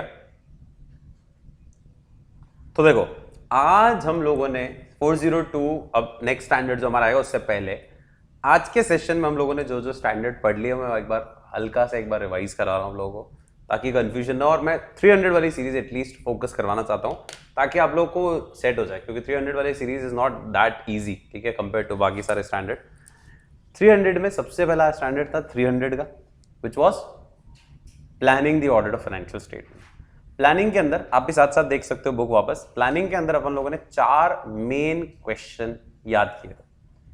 पहला क्वेश्चन था कौन से फैक्टर्स ध्यान में रखते होते प्लान बनाते समय, और उसकी ट्रिक भी मैंने आपको बता दी थी कि 3 स्कोप से ले लो, 2-3 अदर ऑडिटर्स से, इंटरनल ऑडिटर्स और एक्सपर्ट वाले ले लो, 2-3 मटेरियलिटी के ले लो, अकाउंटिंग सिस्टम इंटरनल कंट्रोल वाला ले लो, याद आया, ठीक है, एविडेंसेस वाला पॉइंट था। सेकंड क्वेश्चन पढ़ा था ऑडिट स्ट्रेटजी की स्टेप्स, वो चारों स्टेप्स सीक्वेंस में याद रखनी है।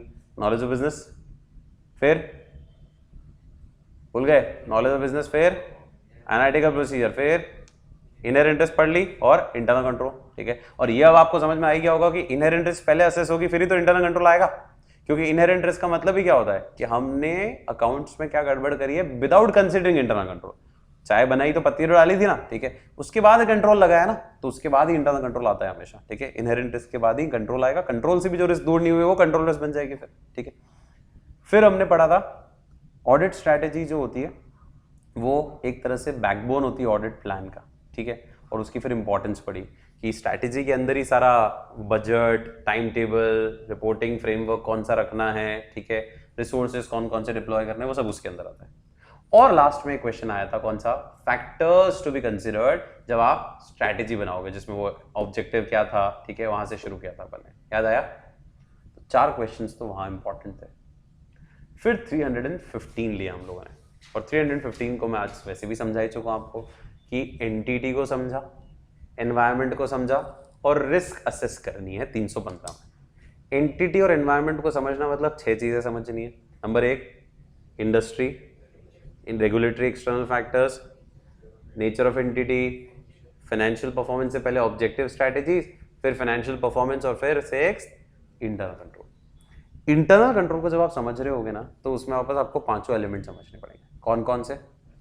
Control environment, risk assessment, control की activities, information system and communication and monitoring. Control environment की जब मैं बात करूं, क्योंकि इंपॉर्टेंट क्वेश्चन है इसलिए रिपीट कर रहा हूं वापस, कंट्रोल एनवायरनमेंट की जब मैं बात करता हूं तो कंट्रोल एनवायरनमेंट में मुझे क्या क्या देखना है? 7 एलिमेंट। पहला, communication enforcement of integrity and ethical values. Second, commitment by competence, तो उन्होंने क्या बोला? पार्टिसिपेशन बाय टीसीडब्ल्यूजी, मैनेजमेंट की स्टाइल और फिलॉसफी भी चेंज हो गई। फिर उन्होंने क्या डेवलप किया? ऑर्गेनाइजेशन स्ट्रक्चर, उसके अंदर क्या किया? असाइनमेंट ऑफ अथॉरिटी रिस्पॉन्सिबिलिटी और एचआर की पॉलिसीज और प्रैक्टिसेस भी बना दी। फिर रिस्क असेसमेंट आया। फिर कंट्रोल एक्टिविटीज के अंदर 4 एक्टिविटीज हैं, कौन कौन सी? परफॉर्मेंस का रिव्यू, सेग्रीगेशन ऑफ ड्यूटी, 2 तो ये हो गए, और 2, एक तो सिस्टम पे कंट्रोल, इंफॉर्मेशन प्रोसेसिंग जो बोलते हैं अपन, और एक फिजिकल कंट्रोल। फिर इंफॉर्मेशन सिस्टम एंड कम्युनिकेशन आया। इंफॉर्मेशन सिस्टम कैसा होना चाहिए? जो सारे ट्रांजैक्शंस को रिकॉर्ड कर ले, आइडेंटिफाई रिकॉर्ड कर ले वैलिड ट्रांजैक्शन को, उनका पीरियड हो गया, क्लासिफिकेशन हो गया, वैल्यू हो गया, और प्रेजेंटेशन और डिस्क्लोजर हो गया, ठीक है। और कम्युनिकेशन में तो सबकी रोल्स एंड रिस्पॉन्सिबिलिटी उनको आपको किसी मैनुअल या बुकलेट के थ्रू समझानी है, ठीक है। फिर आया हमारे पास कौन सा टॉपिक? फिर आया मॉनिटरिंग। मॉनिटरिंग में अपन समझ लिया था कि ऑनगोइंग बेसिस पे आपको चेक करते रहना है। मैनेजमेंट जैसे चेक करेगा कि बीआरएस बन रहा है कि नहीं बन रहा है, इंटरनल ऑडिटर जैसे चेक करेगा कि सेल्स वाला बंदा सेल्स के कॉन्ट्रैक्ट्स को पूरा कर रहा है कि नहीं कर रहा है, लीगल डिपार्टमेंट वाला बंदा चेक करेगा कि एंटिटी की ethical policies, business policies follow हो रही है कि नहीं हो रही। मॉनिटरिंग होते रहनी चाहिए, ठीक है। और फिर रिस्क असेसमेंट की बात करी अपने। अच्छा, एक टॉपिक जो मैंने आपको पूछा था, अंडरस्टैंडिंग ऑफ एंटिटी कितनी लेनी है? सफिशिएंट की, या तो एक तरीका ये लिखने का है कि इवेंट और प्रैक्टिस ऐसी समझ में आ जाए जो सिग्निफिकेंट है, या एक और सिंपल क्या बताया था? सफिशिएंट इतनी ले लो कि एसेस के सारे ऑब्जेक्टिव्स क्या हो जाएं? पूरे हो जाएं, उतनी अंडरस्टैंडिंग आपको लेनी है, ठीक है। और फिर रिस्क असेसमेंट में आइडेंटिफाइड रिस्क को असर्शन लेवल पे रिलेट करो, और बाकी असेसमेंट जो होगा लाइक्लीहुड और मैग्नीट्यूड, वो आपको फाइनेंशियल स्टेटमेंट लेवल पे असेस करना है। यहां तक बात समझ में आ रही है? आगे बढ़ा अपन ने 330, ऑडिटर का response towards the assess risk, ठीक है। और लाइन शुरुआत मैं चाहता था अपनी वाली लाइन अपन यूज करें तो ज्यादा अच्छा है बनस्पत वो वाली लाइन, और अपनी लाइन चाहो तो लिख भी सकते हो। The overall objective of ISA 300 is to design and implement appropriate response to the assess risk या to the risk assessed under ISA 350, ठीक है। एंड देन ओवरऑल रिस्पॉन्स क्या हो सकता है ऑडिटर का? स्केप्टिसिज्म मेंटेन करेगा, एक्सपीरियंस स्टाफ को भेजेगा, इंक्रीज करेगा, मॉडिफाई करेगा ऑडिट प्रोसीजर ताकि ज्यादा से ज्यादा ऑडिट एविडेंसेस इकट्ठे कर सके। सब्सटैंडिव प्रोसीजर कहां लगाएगा? पीरियड एंड पे लगाएगा, ठीक है। याद आया? फाइन, ये सारे तरीके उसके पास है। उसमें भी छोटे छोटे क्वेश्चंस थे 3 कि कितना फर्दर ऑडिट प्रोसीजर में नेचर टाइम एक्सटेंड उसकी कितनी डिजाइन करूं, वो डिपेंड करता है प्राइमरीली किसके ऊपर? रिस्क ऑफ मटेरियल में स्टेटमेंट जो आपने असेस करी उसके ऊपर, ठीक है। सेकंड, अगर आपने इंटरिम पीरियड में चेक कर लिया कंट्रोल्स की इफेक्टिवनेस को, तो क्या करोगे? एक तो पता कर लो कि कोई सिग्निफिकेंट चेंजेस हुए हैं क्या, और अगर हुए हैं तो एडिशनल एविडेंसेस रिमेनिंग पीरियड के लिए इकट्ठे करना है आपको। तीसरा, अगर आपने, बहुत इंपॉर्टेंट था, पास्ट पीरियड में प्रीवियस ऑडिट में इंटरनल कंट्रोल की असेसमेंट कर ली ऑपरेटिंग इफेक्टिवनेस की, तो इस बार उस पर रिलाई कर सकते हो एक्सेप्ट इन दीज सर्कमस्टेंसेस। वो दीज सर्कमस्टेंसेस क्या थे? डेफिशिएंट आपका कंट्रोल एनवायरनमेंट है, डेफिशिएंट आपकी मॉनिटरिंग है, डेफिशिएंट आपका जनरल आईटी कंट्रोल है।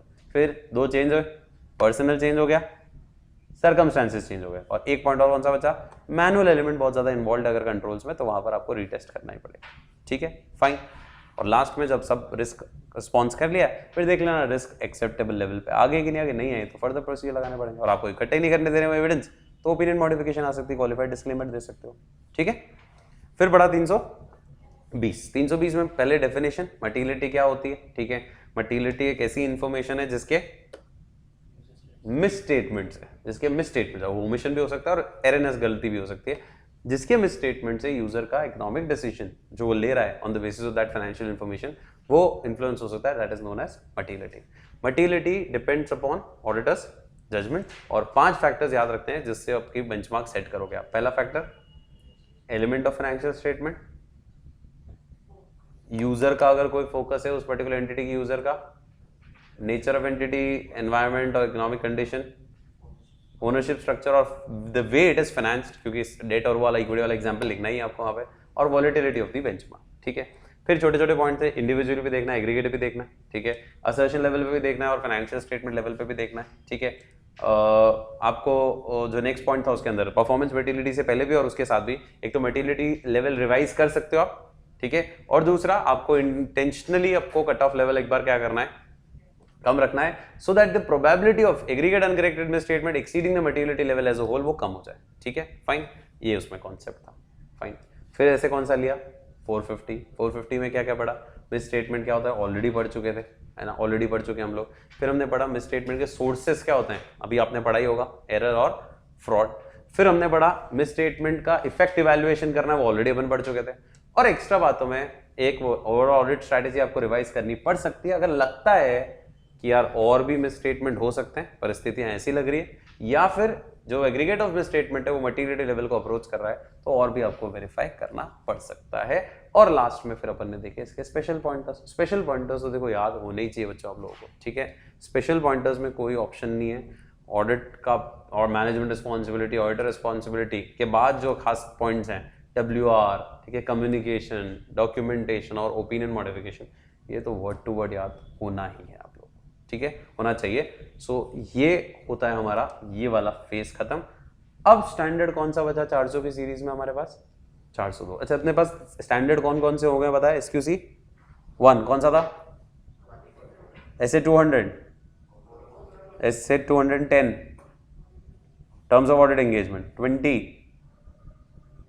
Quality control 30, documentation 40, fraud 50, compliances with laws and regulation 60, communication with TCWG 265, deficiency in internal control to TCWG 299, joint auditor 300, planning 315, entity understanding और risk assessment 320, materiality 330, risk assess के खिलाफ response, ठीक है। 402 बाकी है, जो कि है ऑडिटर को क्या कंसिडर करना है जब जिस एंटिटी की वो ऑडिट कर रहा है वो सर्विस ऑर्गेनाइजेशन से भी सर्विसेज ले रही है, तो ये टॉपिक बाकी है। और 450 इवैल्यूएशन ऑफ मिस स्टेटमेंट वाला टॉपिक हो गया, फाइन, ठीक है। 402 क्या कहता है, एक हिंट दे रहा हूं और फिर नेक्स्ट सेशन में उसको शुरू करेंगे।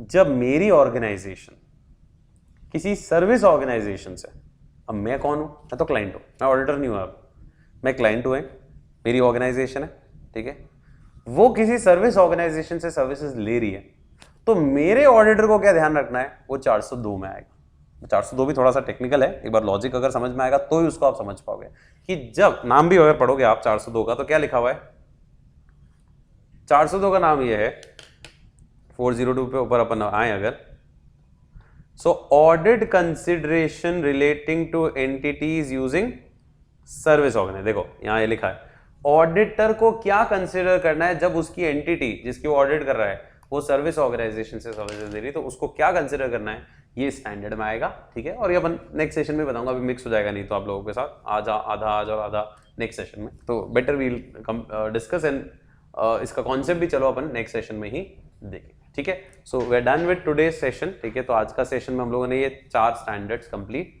कर